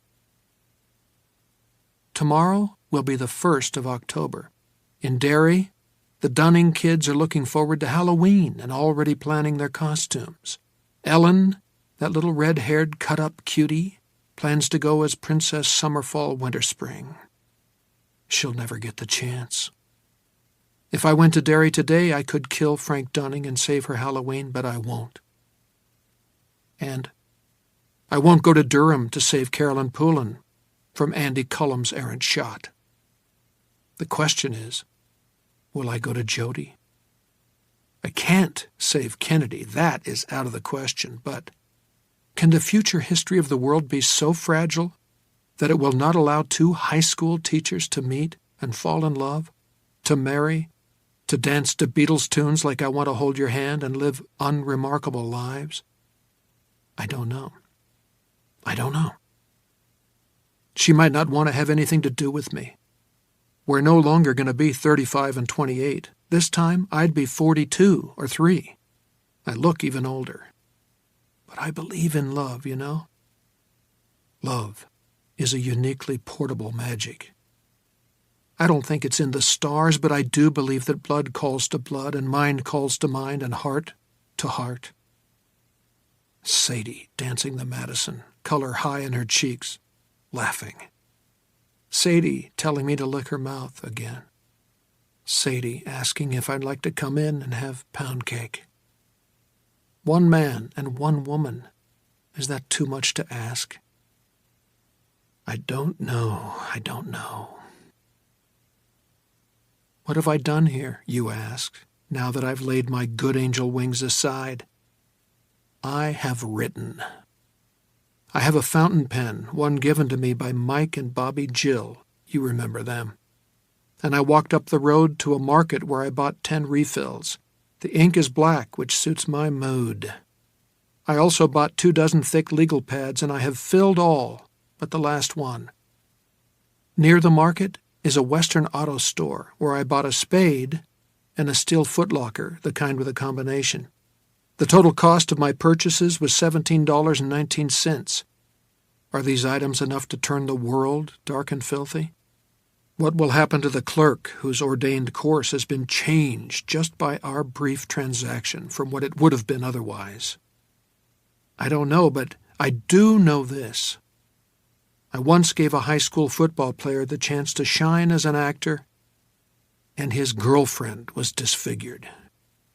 You could say I wasn't responsible, but we know better, don't we? The butterfly spreads its wings. For 3 weeks I wrote all day, every day, 12 hours on some days, 14 on others. The pen racing and racing. My hand got sore. I soaked it, then wrote some more. Some nights I went to the Lisbon Drive-In, where there's a special price for walk-ins, 30 cents. I sat in one of the folding chairs in front of the snack bar and next to the kiddie playground. I watched the long hot summer again. I watched the bridge on the River Kwai and South Pacific. I watched a horrific double feature consisting of The Fly and The Blob, and I wondered what I was changing. If I so much as slapped a bug, I wondered what I was changing 10 years up the line, or 20, or 40. I don't know. I don't know. Here's another thing I do know. The past is obdurate for the same reason a turtle's shell is obdurate, because the living flesh inside is tender and defenseless. And something else.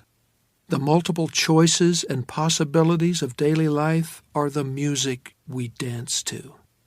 They are like strings on a guitar. Strum them and you create a pleasing sound, a harmonic. But then start adding strings, 10 strings, 100 strings, 1,000, 1,000,000, because they multiply. Harry didn't know what that watery ripping sound was, but I'm pretty sure I do. That's the sound of too much harmony, created by too many strings. Sing high C in a voice that's loud enough and true enough, and you can shatter fine crystal. Play the right harmonic notes through your stereo loud enough, and you can shatter window glass. It follows, to me at least, that if you put enough strings on time's instrument, you can shatter reality.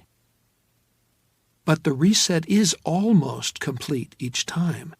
Sure, it leaves a residue. The ochre card man said so, and I believe him. But if I don't make any big changes, if I do nothing but go to Jody and meet Sadie again for the first time, if we should happen to fall in love, I want that to happen, and think it probably would.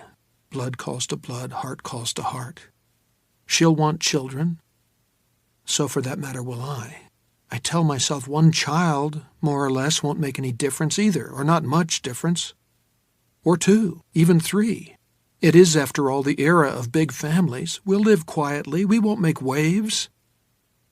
Only, each child is a wave. Every breath we take is a wave. You have to go back one last time, the ochre card man said. You have to close the circle. Want has nothing to do with it. Can I really be thinking of risking the world, perhaps reality itself, for the woman I love? That makes Lee's insanity look piddling. The man with the card tucked into the brim of his hat is waiting for me beside the drying shed. I can feel him there. Maybe he's not sending out thought waves, but it sure feels like it. Come back. You don't have to be the Jimla. It's not too late to be Jake again. To be the good guy, the good angel. Never mind saving the president. Save the world. Do it while there's still time. Yes. I will. Probably I will. Tomorrow. Tomorrow will be soon enough, won't it? 10/1/58. Still here at the Tamarack, still writing. My uncertainty about Clayton is the worst. Clayton is what I thought about as I screwed the last of my refills into my trusty fountain pen, and he's what I'm thinking about now. If I knew she was going to be safe from him, I think I could let go. Will John Clayton still turn up at Sadie's house on Bee Tree Lane if I subtract myself from the equation? Maybe seeing us together was what finally drove him over the edge. But he followed her to Texas even before he knew about us. And if he does it again, this time he might cut her throat instead of her cheek. Deacon I wouldn't be there to stop him, certainly. Only maybe he did know about us. Sadie might have written a friend back in Savannah, and the friend might have told a friend, and the news that Sadie was spending time with a guy, one who didn't know the imperatives of the broom, might finally have gotten back to her ex. If none of that happened because I wasn't there, Sadie would be all right. The lady or the tiger? I don't know. The weather is turning toward autumn. 10/6/58. I went to the drive-in last night. It's the last weekend for them. On Monday they'll put up a sign that says closed for the season and add something like twice as fine and 59. The last program consisted of 2 short subjects, a Bugs Bunny cartoon and another pair of horror movies, Macabre and The Tingler. I took my usual folding chair and watched Macabre without really seeing it. I was cold. I have money to buy a coat, but now I'm afraid to buy much of anything. I keep thinking about the changes it could cause. When the first feature ended, I did go into the snack bar, however. I wanted some hot coffee, thinking this can't change much, also thinking, how do you know? When I came out, there was only one child in the kiddie playground. That would have been full at intermission only a month ago. It was a girl wearing a jean jacket and bright red pants. She was jumping rope. She looked like Rosette Templeton. I went down the road. The road was a muddy, she chanted. I stubbed my toe. My toe was a bloody. You all hear? Count 2 and 3 and 4 and 5. My true love's a butterfly. I couldn't stay. I was shivering too hard. Maybe poets can kill the world for love, but not ordinary little guys like me. Tomorrow, supposing the rabbit hole is still there, I'm going back. But before I do, coffee wasn't the only thing I bought in the snack bar. 10/7/58. The lockbox from the Western Auto is on the bed, standing open.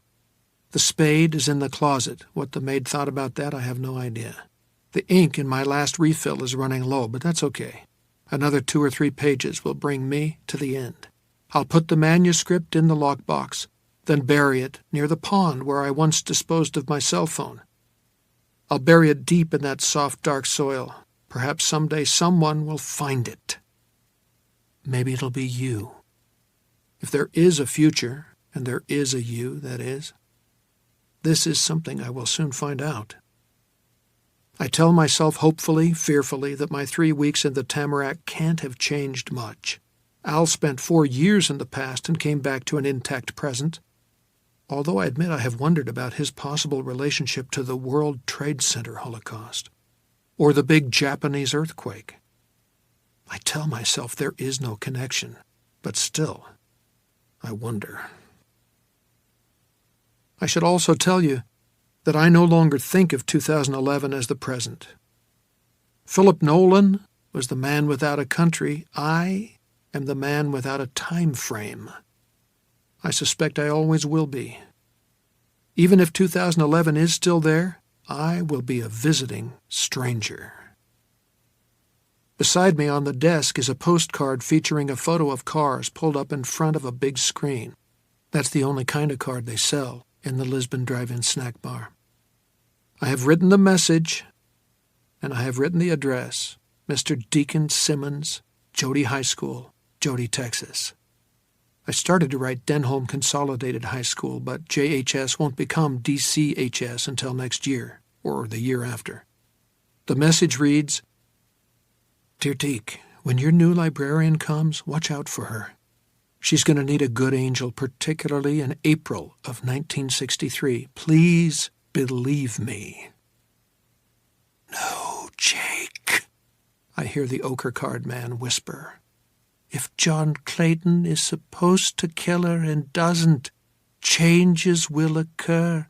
And as you've seen for yourself, the changes are never for the better, no matter how good your intentions are." "But it's Sadie," I tell him. And although I've never been what you'd call a crying man, now the tears begin to come. They ache, they burn. "It's Sadie, and I love her. How can I just stand by when he may kill her?" The reply is as obdurate as the past itself. "Close the circle." So, I tear the postcard into pieces. I put them in the room's ashtray. I set them on fire. There's no smoke alarm to blare to the world what I have done. There's only the rasping sound of my sobs. It's as though I have killed her with my own hands. Soon I'll bury my lockbox with the manuscript inside, and then I'll go back to Lisbon Falls, where the ochre card man will no doubt be very glad to see me. I won't call a cab. I intend to walk the whole way under the stars. I guess I want to say goodbye. Hearts don't really break. If only they could. Right now I'm going nowhere except over to the bed, where I will lay my wet face on the pillow and pray to a God I can't quite believe in, to send my Sadie some good angel so she can live and love and dance. Goodbye, Sadie. You never knew me, but I love you, honey.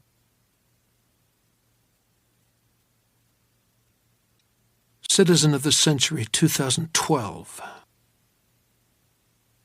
I imagine the home of the famous Fatburger is gone now, replaced by an LL Bean Express. But I don't know for sure. That's something I've never bothered to check on the internet.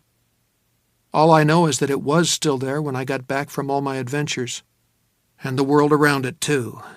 So far, at least. I don't know about the Bean Express because that was my last day in Lisbon Falls. I went back to my house in Sabatis, caught up on my sleep, then packed 2 suitcases and my cat and drove south. I stopped for gas in a small Massachusetts town called Westboro and decided it looked good enough for a man with no particular prospects and no expectations from life. I stayed that first night in the Westboro Hampton Inn. There was Wi-Fi. I got on the net, my heart beating so hard it sent dots flashing across my field of vision, and called up the Dallas Morning News website. After punching in my credit card number, a process that took several retries because of my shaking fingers, I was able to access the archives. The story about an unknown assailant taking a shot at Edwin Walker was there on April 11th of 1963, but nothing about Sadie on April 12th. Nothing the following week or the week after that. I kept hunting. I found the story I was looking for in the issue for April 30th. Mental patient slashes ex-wife commits suicide by Ernie Calvert. Jody. 77-year-old Deacon Deke Simmons and Denholm Consolidated School District Principal Ellen Doherty arrived too late on Sunday night to save Sadie Dunhill from being seriously hurt, but things could have been much worse for the popular 28-year-old school librarian. According to Douglas Reams, the Jodytown constable, if Deke and Ellie hadn't arrived when they did, Miss Dunhill almost certainly would have been killed. The 2 educators had come with a tuna casserole and a bread pudding. Neither wanted to talk about their heroic intervention. Simmons would only say, "I wish we'd gotten there sooner." According to Constable Reams, Simmons overpowered the much younger John Clayton of Savannah, Georgia, after Miss Dougherty threw the casserole at him, distracting him. Simmons wrestled away a small revolver. Clayton then produced the knife with which he had cut his ex-wife's face and used it to slash his own throat. Simmons and Miss Dougherty tried to stop the bleeding to no avail. Clayton was pronounced dead at the scene. Miss Dougherty told Constable Reams that Clayton may have been stalking his ex-wife for months. The staff at Denholm Consolidated had been alerted that Miss Dunhill's ex-husband might be dangerous, and Miss Dunhill herself had provided a photograph of Clayton, but Principal Dougherty said he had disguised his appearance. Miss Dunhill was transported by ambulance to Parkland Memorial Hospital in Dallas, where her condition is listed as fair. Never a crying man, that's me. But I made up for it that night. That night, I cried myself to sleep, and for the first time in a very long time, my sleep was deep and restful. Alive. She was alive. Scarred for life, oh yes, undoubtedly, but alive. Alive, alive, alive. The world was still there, and it still harmonized, or perhaps I made it harmonize. When we make that harmony ourselves, I guess we call it habit. I caught on as a sub in the Westboro school system, then caught on full-time. It did not surprise me that the principal at the local high school was a gung-ho football freak named Borman, as in a certain jolly coach I'd once known in another place. I stayed in touch with my old friends from Lisbon Falls for a while, and then I didn't. C'est la vie. I checked the Dallas Morning News archives again and discovered a short item in the May 29th issue from 1963. Jody Librarian leaves hospital. It was short and largely uninformative. Nothing about her condition and nothing about her future plans. And no photo. Squibs buried on page 20 between ads for discount furniture and door-to-door sales opportunities never come with photos. It's one of life's great truisms, like the way the phone always rings while you're on the john or in the shower. In the year after I came back to the land of now, there were some sites and some search topics I steered clear of. Was I tempted? Of course. But the net is a double-edged sword. For everything you find that's of comfort, like discovering that the woman you loved survived her crazy ex-husband, there are two with the power to hurt. A person searching for news of a certain someone might discover that that someone had been killed in an accident, or died of lung cancer as a result of smoking, or committed suicide. In the case of this particular someone, most likely accomplished with a combination of booze and sleeping pills. Sadie alone, with no one to slap her awake and stick her in a cold shower. If that had happened, I didn't want to know.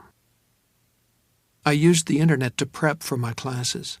I used it to check the movie listings, and once or twice a week I checked out the latest viral videos. What I didn't do was check for the news of Sadie. I suppose that if Jody had had a newspaper, I might have been even more tempted, but it hadn't had one then and surely didn't now, when that very same internet was slowly strangling the print media. Besides, there's an old saying, peek not through a knothole lest ye be vexed. Was there ever a bigger knothole in human history than the internet? She survived Clayton. It would be best, I told myself, to let my knowledge of Sadie end there. It might have, had I not gotten a transfer student in my AP English class. In April of 2012 this was. It might even have been on April 10th, the 49th anniversary of the attempted Edwin Walker assassination.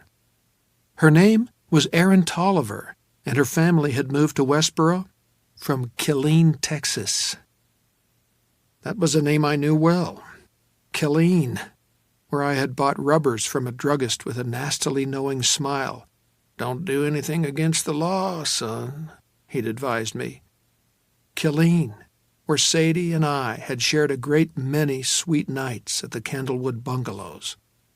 Killeen, which had had a newspaper called the Weekly Gazette. During her second week of classes, by then my new AP student had made several new girlfriends, had fascinated several boys, and was settling in nicely, I asked Erin if the Weekly Gazette still published. Her face lit up. "You've been to Killeen, Mr. Epping?" "I was there a long time ago," I said, a statement that wouldn't have caused a lie detector needle to budge even slightly. "It's still there. Mama used to say she only got it to wrap the fish in." "Does it still run the Jody Doings column?" "It runs a Doings column for every little town south of Dallas," Erin said, giggling. "I bet you could find it on the net if you really wanted to, Mr. Epping. Everything's on the net." She was absolutely right about that, and I held out for exactly 1 week. Sometimes the knothole is just too tempting. My intention was simple. I would go to the archive, assuming the Weekly Gazette had one, and search for Sadie's name. It was against my better judgment, but Erin Tolliver had inadvertently stirred up feelings that had begun to settle, and I knew I wouldn't rest easy again until I checked. As it turned out, the archive was unnecessary. I found what I was looking for not in the Jody Doings column, but on the first page of the current issue. "Jody picks Citizen of the Century for July Centennial Celebration," the headline read. And the picture below the headline? She was 80 now, but some faces you don't forget. The photographer might have suggested that she turn her head so the left side was hidden, but Sadie faced the camera head-on, and why not? It was an old scar now, the wound inflicted by a man many years in his grave. I thought it lent character to her face, but, of course, I was prejudiced. To the loving eye, even smallpox scars are beautiful. In late June, after school was out, I packed a suitcase and once again headed for Texas. Dusk of a summer night in the town of Jody, Texas. It's a little bigger than it was in 1963, but not much. There's a box factory in the part of town where Sadie Dunhill once lived on Beetree Lane. The barber shop is gone, and the city service station where I once bought gas for my Sunliner is now a 7-Eleven. There's a Subway where Al Stevens once sold prong burgers and mesquite fries. The speeches commemorating Jody's centennial are over. The one given by the woman chosen by the Historical Society and Town Council as the Citizen of the Century was charmingly brief. That of the mayor, long-winded but informative. I learned that Sadie had served 1 term as mayor herself and 4 terms in the Texas state legislature, but that was the least of it. There was her charitable work, her ceaseless efforts to improve the quality of education at DCHS, and her year's sabbatical to do volunteer work in post-Katrina New Orleans. There was the Texas State Library Program for blind students, an initiative to improve hospital services for veterans, and her ceaseless and continuing, even at 80, efforts to provide better state services to the indigent mentally ill.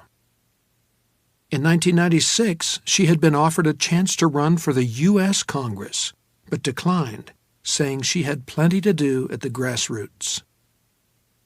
She never remarried. She never left Jody. She's still tall, her body unbent by osteoporosis, and she's still beautiful, her long white hair flowing down her back, almost to her waist. Now the speeches are over and Main Street has been closed off. A banner at each end of the 2-block business section proclaims, "Street dance, 7 p.m. midnight, y'all come." Sadie is surrounded by well-wishers, some of whom I think I still recognize, so I take a walk down to the DJ's platform in front of what used to be the Western Auto and is now a Walgreens. The guy, fussing with the records and CDs, is a 60-something with thinning gray hair and a considerable paunch, but I'd know those square, bare, pink-rimmed specs anywhere. "Hello, Donald," I say. See, you've still got the round mound of sound. Donald Bellingham looks up and smiles. Never leave for the gig without it. Do I know you? No, I say, my mom. She was at a dance you DJ'd way back in the early 60s. She said you snuck in your father's big band records. He grins. Yeah, I caught hell for that. Who was your mother? Andrea Robertson? I say, picking the name at random. Andrea was my best pupil in Period 2, American Lit. Sure, I remember her. His vague smile says he doesn't. I don't suppose you still have any of those old records, do you? God, no, long gone, but I got all kinds of big band stuff on CD. Do I feel a request coming on? Actually, you do, but it's kind of special. He laughs. Ain't they all? I tell him what I want, and Donald, as eager to please as ever, agrees. As I start back toward the end of the block where the woman I came to see is now being helped to punch by the mayor, Donald calls after me. I never caught your name. Amberson, I tell him over my shoulder. George Amberson. And you wanted at 8:15. On the dot. Time is of the essence, Donald. Let's hope it cooperates. 5 minutes later, Donald Bellingham nukes Jody with At the Hop, and dancers fill the street under the Texas sunset. At 8:10, Donald plays a slow Alan Jackson tune, one even grown-ups can dance to. Sadie is left alone for the first time since the speechifying ended, and I approach her, my heart beating so hard it seems to shake my whole body. Miss Dunhill? She turns, smiling and looking up a little. She's tall, but I'm taller. Always was. Yes? My name is George Amberson. I wanted to tell you how much I admire you and all the good work you've done. Her smile grows a little puzzled. Thank you, sir.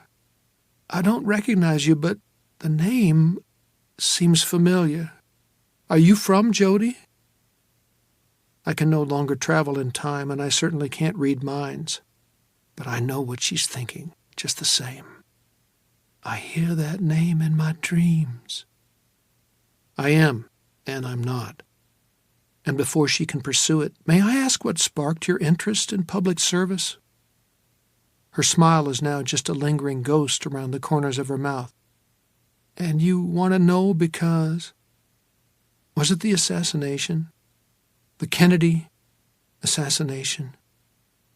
Why, I guess it was in a way.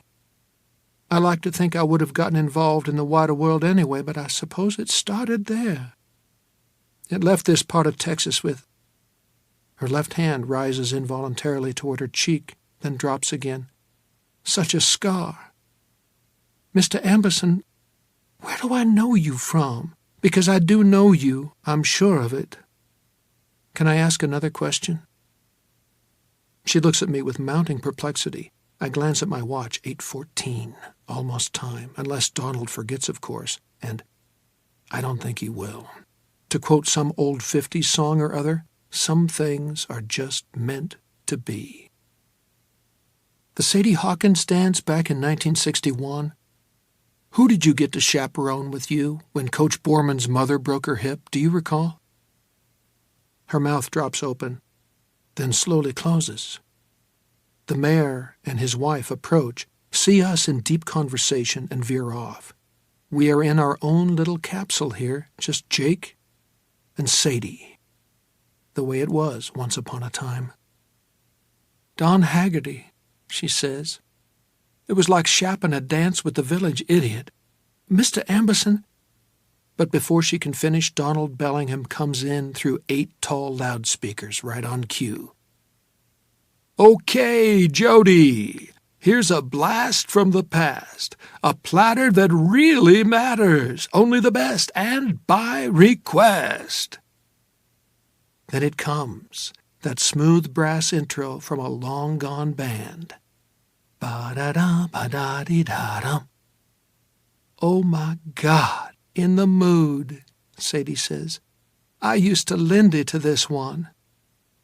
I hold out my hand. Come on, let's do the thing. She laughs, shaking her head. Oh, my swing dancing days are far behind me, I'm afraid, Mr. Amberson. But you're not too old to waltz. As Donald used to say in the old days, out of your seats and on your feets. And call me George, please. In the street, couples are jitterbugging. A few of them are even trying to Lindy hop, but none of them can swing it the way Sadie and I could swing it back in the day. Not even close. She takes my hand, like a woman in a dream. She is in a dream, and so am I. Like all sweet dreams, it'll be brief, but brevity makes sweetness, doesn't it? Yes, I think so.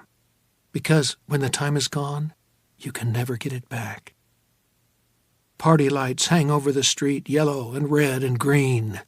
Sadie stumbles over someone's chair, but I'm ready for this and catch her easily by the arm. Sorry, clumsy, she says.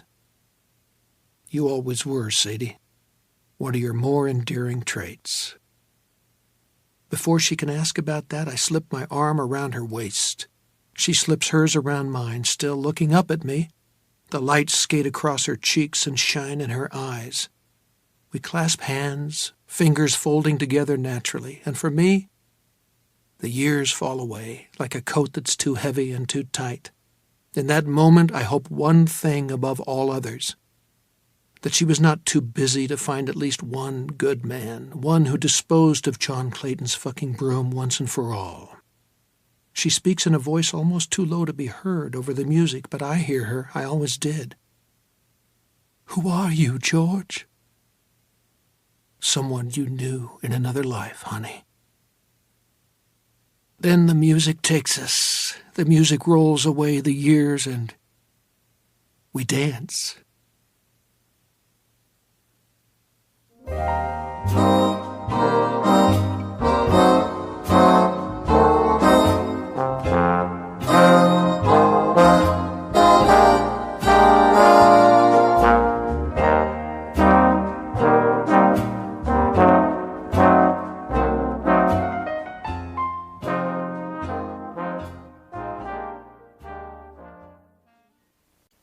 This is Stephen King.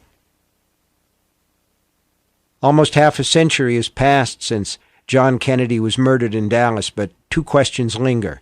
Was Lee Oswald really the trigger man? And if so, did he act alone? Nothing I've written in 11/22/63 will provide answers to those questions, because time travel is just an interesting make-believe.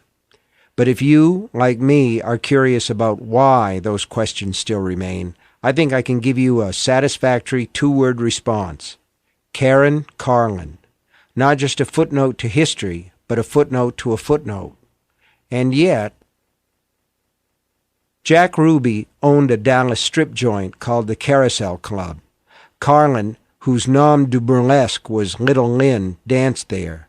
On the night following the assassination, Ruby received a call from Miss Carlin, who was $25 short on the December rent and desperately needed a loan to keep from being turned out into the street. Would he help? Jack Ruby, who had other things on his mind, gave her the rough side of his tongue. In truth, it was the only side Dallas's Sparky Jack seemed to have. He was appalled that the president he revered had been killed in his home city, and he spoke repeatedly to friends and relatives about how terrible this was for Mrs. Kennedy and her children. Ruby was heartsick at the thought of Jackie having to return to Dallas for Oswald's trial. The widow would become a national spectacle, he said. Her grief would be used to sell tabloids. Unless, of course, Lee Oswald came down with a bad case of the deads. Everybody at the Dallas Police Department had at least a nodding acquaintance with Jack. He and his wife, that was what he called his little dachshund, Sheba, were frequent visitors at DPD. He handed out free passes to his clubs, and when cops showed up there, he bought them free drinks. So no one took any particular notice of him when he turned up at the station on Saturday, November 23rd. When Oswald was paraded before the press, proclaiming his innocence and displaying a black eye, Ruby was there. He had a gun, yes, another .38, this one a Colt Cobra, and he fully intended to shoot Oswald with it. But the room was crowded, Ruby was shunted to the back, then Oswald was gone. So Jack Ruby gave up. Late Sunday morning, he went to the Western Union office a block or so from the DPD and sent Little Lynn a money order for $25. Then he wandered down to the cop shop. He assumed that Oswald had already been transferred to the Dallas County Jail and was surprised to see a crowd gathered in front of the police station. There were reporters, news vans, and your ordinary gawkers. The transfer hadn't occurred on schedule. Ruby had his gun, and Ruby wormed his way into the police garage. No problem there. Some of the cops even said hi, and Ruby hied them right back. Oswald was still upstairs. At the last moment, he had asked his jailers if he could put on a sweater because his shirt had a hole in it. The detour to get the sweater took less than 3 minutes, but that was just enough. Life turns on a dime. Ruby shot Oswald in the abdomen. As the pig pile of cops landed on top of Sparky Jack, he managed to yell, "Hey, guys, I'm Jack Ruby. You all know me." The assassin died at Parkland Hospital shortly thereafter without making a statement. Thanks to a stripper who needed $25 and a half-assed showboat who wanted to put on a sweater, Oswald was never tried for his crime and never had a real chance to confess. His final statement on his part in the events of 11/22/63 was, "I'm a patsy." The resulting arguments over whether or not he was telling the truth have never stopped. Early in the novel, Jake Epping's friend Al puts the probability that Oswald was the lone gunman at 95%. After reading a stack of books and articles on the subject almost as tall as I am, I'd put the probability at 98%, maybe even 99%. Because all the accounts, including those written by conspiracy theorists, tell the same simple American story. Here was a dangerous little fame junkie who found himself in just the right place to get lucky. Were the odds of it happening just the way it did long? Yes. So are the odds on winning the lottery, but someone wins one every day. Probably the most useful source materials I read in preparation for writing this novel were Case Closed by Gerald Posner, Legend by Edward J. Epstein, nutty Robert Ludlum stuff but fun, Oswald's Tale by Norman Mailer, and Mrs. Payne's Garage by Thomas Mallon. The latter offers a brilliant analysis of the conspiracy theorists and their need to find order in what was almost a random event. The Mailer is also remarkable. He says that he went into the project, which includes extensive interviews with Russians who knew Lee and Marina in Minsk, believing that Oswald was a victim of a conspiracy, but in the end came to believe, reluctantly, that the stodgy old Warren Commission was right. Oswald acted alone. It is very, very difficult for a reasonable person to believe otherwise. Occam's razor, the simplest explanation, is usually the right one. I was also deeply impressed and moved and shaken by my rereading of William Manchester's Death of a President. He's dead wrong about some things. He's given to flights of purple prose, calling Marina Oswald lynx-eyed, for instance. His analysis of Oswald's motives is both superficial and hostile, but this massive work, published only 4 years after that terrible lunch hour in Dallas, is closest in time to the assassination, written when most of the participants were still alive and their recollections were still vivid. Armed with Jacqueline Kennedy's conditional approval of the project, everyone talked to Manchester, and although his account of the aftermath is turgid, his narrative of 11/22's events is chilling and vivid, a Zapruder film in words. Well, almost everyone talked to him.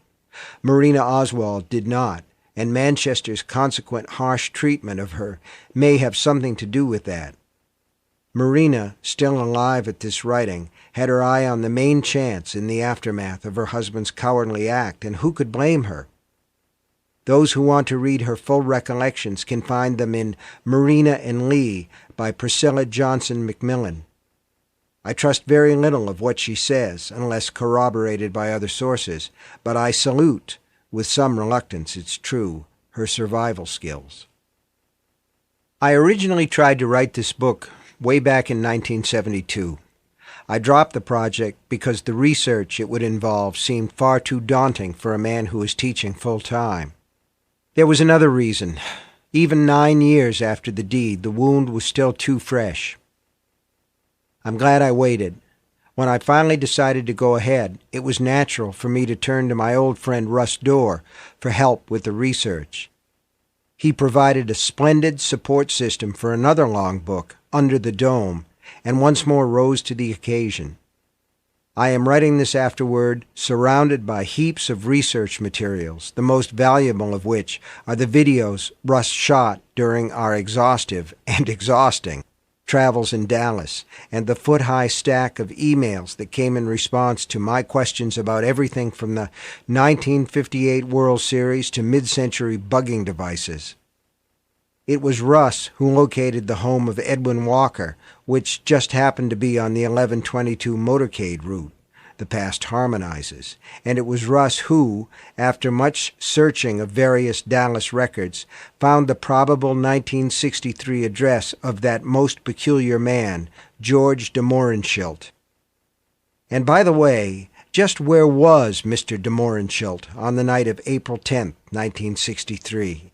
Probably not at the Carousel Club, but if he had an alibi for the attempted assassination of the general, I wasn't able to find it. I hate to bore you with my Academy Awards speech. I get very annoyed with writers who do that, but I need to tip my cap to some other people all the same. Big number one is Gary Mack, curator of the 6th Floor Museum in Dallas. He answered billions of questions, sometimes twice or 3 times before I got the info crammed into my dumb head.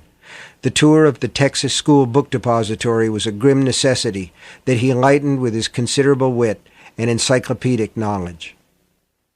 Thanks are also due to Nicola Longford, the executive director of the 6th Floor Museum, and Megan Bryant, director of collections and intellectual property.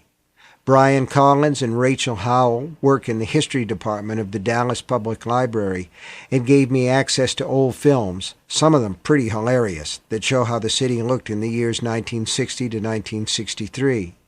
Susan Richards, a researcher at the Dallas Historical Society, also pitched in, as did Amy Brumfield, David Reynolds, and the staff of the Adolphus Hotel. Longtime Dallas resident Martin Nobles drove Russ and me around Dallas. He took us to the now closed but still standing Texas Theater, where Oswald was captured, and to the former residence of Edwin Walker, to Greenville Avenue, not as gruesome as Fort Worth's Bar and Whore District once was, and to Mercedes Street, where 2703 no longer exists. It did indeed blow away in a tornado, although not in 1963. And a tip of the cap to Mike, Silent Mike, McEachern, who donated his name for charitable purposes. I want to thank Doris Kearns Goodwin and her husband, former Kennedy aide-de-camp Dick Goodwin, for indulging my questions about worst-case scenarios had Kennedy lived. George Wallace as the 37th president was their idea, but the more I thought about it, the more plausible it seemed. My son, the novelist Joe Hill, pointed out several consequences of time travel I hadn't considered. He also thought up a new and better ending. Joe, you rock. And I want to thank my wife, my first reader of choice and hardest, fairest critic. An ardent Kennedy supporter, she saw him in person not long before his death and has never forgotten it. A contrarian her whole life, Tabitha is, it does not surprise me and should not surprise you, on the side of the conspiracy theorists. Have I gotten things wrong here? You bet. Have I changed things to suit the course of my story? Sure. As one example, it's true that Lee and Marina went to a welcome party thrown by George Bua and attended by most of the area's Russian émigrés, and it's true that Lee hated and resented those middle-class burghers who had turned their back on Mother Russia, but the party happened 3 weeks later than it does in my book. And while it's true that Lee, Marina, and baby June lived upstairs at 214 West Neely Street, I have no idea who, if anybody, lived in the downstairs apartment. But that was the one I toured, paying $20 for the privilege, and it seemed a shame not to use the layout of the place, and what a desperate little place it was. Mostly, however, I stuck to the truth. Some people will protest that I have been excessively hard on the city of Dallas. I beg to differ. If anything, Jake Epping's first-person narrative allowed me to be too easy on it, at least as it was in 1963. On the day Kennedy landed at Love Field, Dallas was a hateful place. Confederate flags flew right side up. American flags flew upside down. Some airport spectators held up signs reading, "Help JFK stamp out democracy." Not long before that day in November, both Adlai Stevenson and Lady Bird Johnson were subjected to spit showers by Dallas voters. Those spitting on Mrs. Johnson were middle-class housewives. It's better today, but one still sees signs on Main Street saying, "Handguns not allowed in the bar." This is an afterword, not an editorial, but I hold strong opinions on this subject, particularly given the current political climate of my country. If you want to know what political extremism can lead to, look at the Zapruder film. Take particular note of frame 313 where Kennedy's head explodes. Before I finish, I want to thank one other person, the late Jack Finney, who was one of America's great fantasists and storytellers. Beside The Body Snatchers, he wrote Time and Again, which is, in this writer's humble opinion, the great time travel story. Originally, I meant to dedicate this book to him, but in June of last year, a lovely little granddaughter arrived in our family, so Zelda gets the nod. Jack, I'm sure you'd understand. Thank you guys for listening to my story. 2263, a novel, is available in hardcover from Scribner. Also by Stephen King from Simon & Schuster Audio, Under the Dome, read by Rala Sparza, and read by Holter Graham.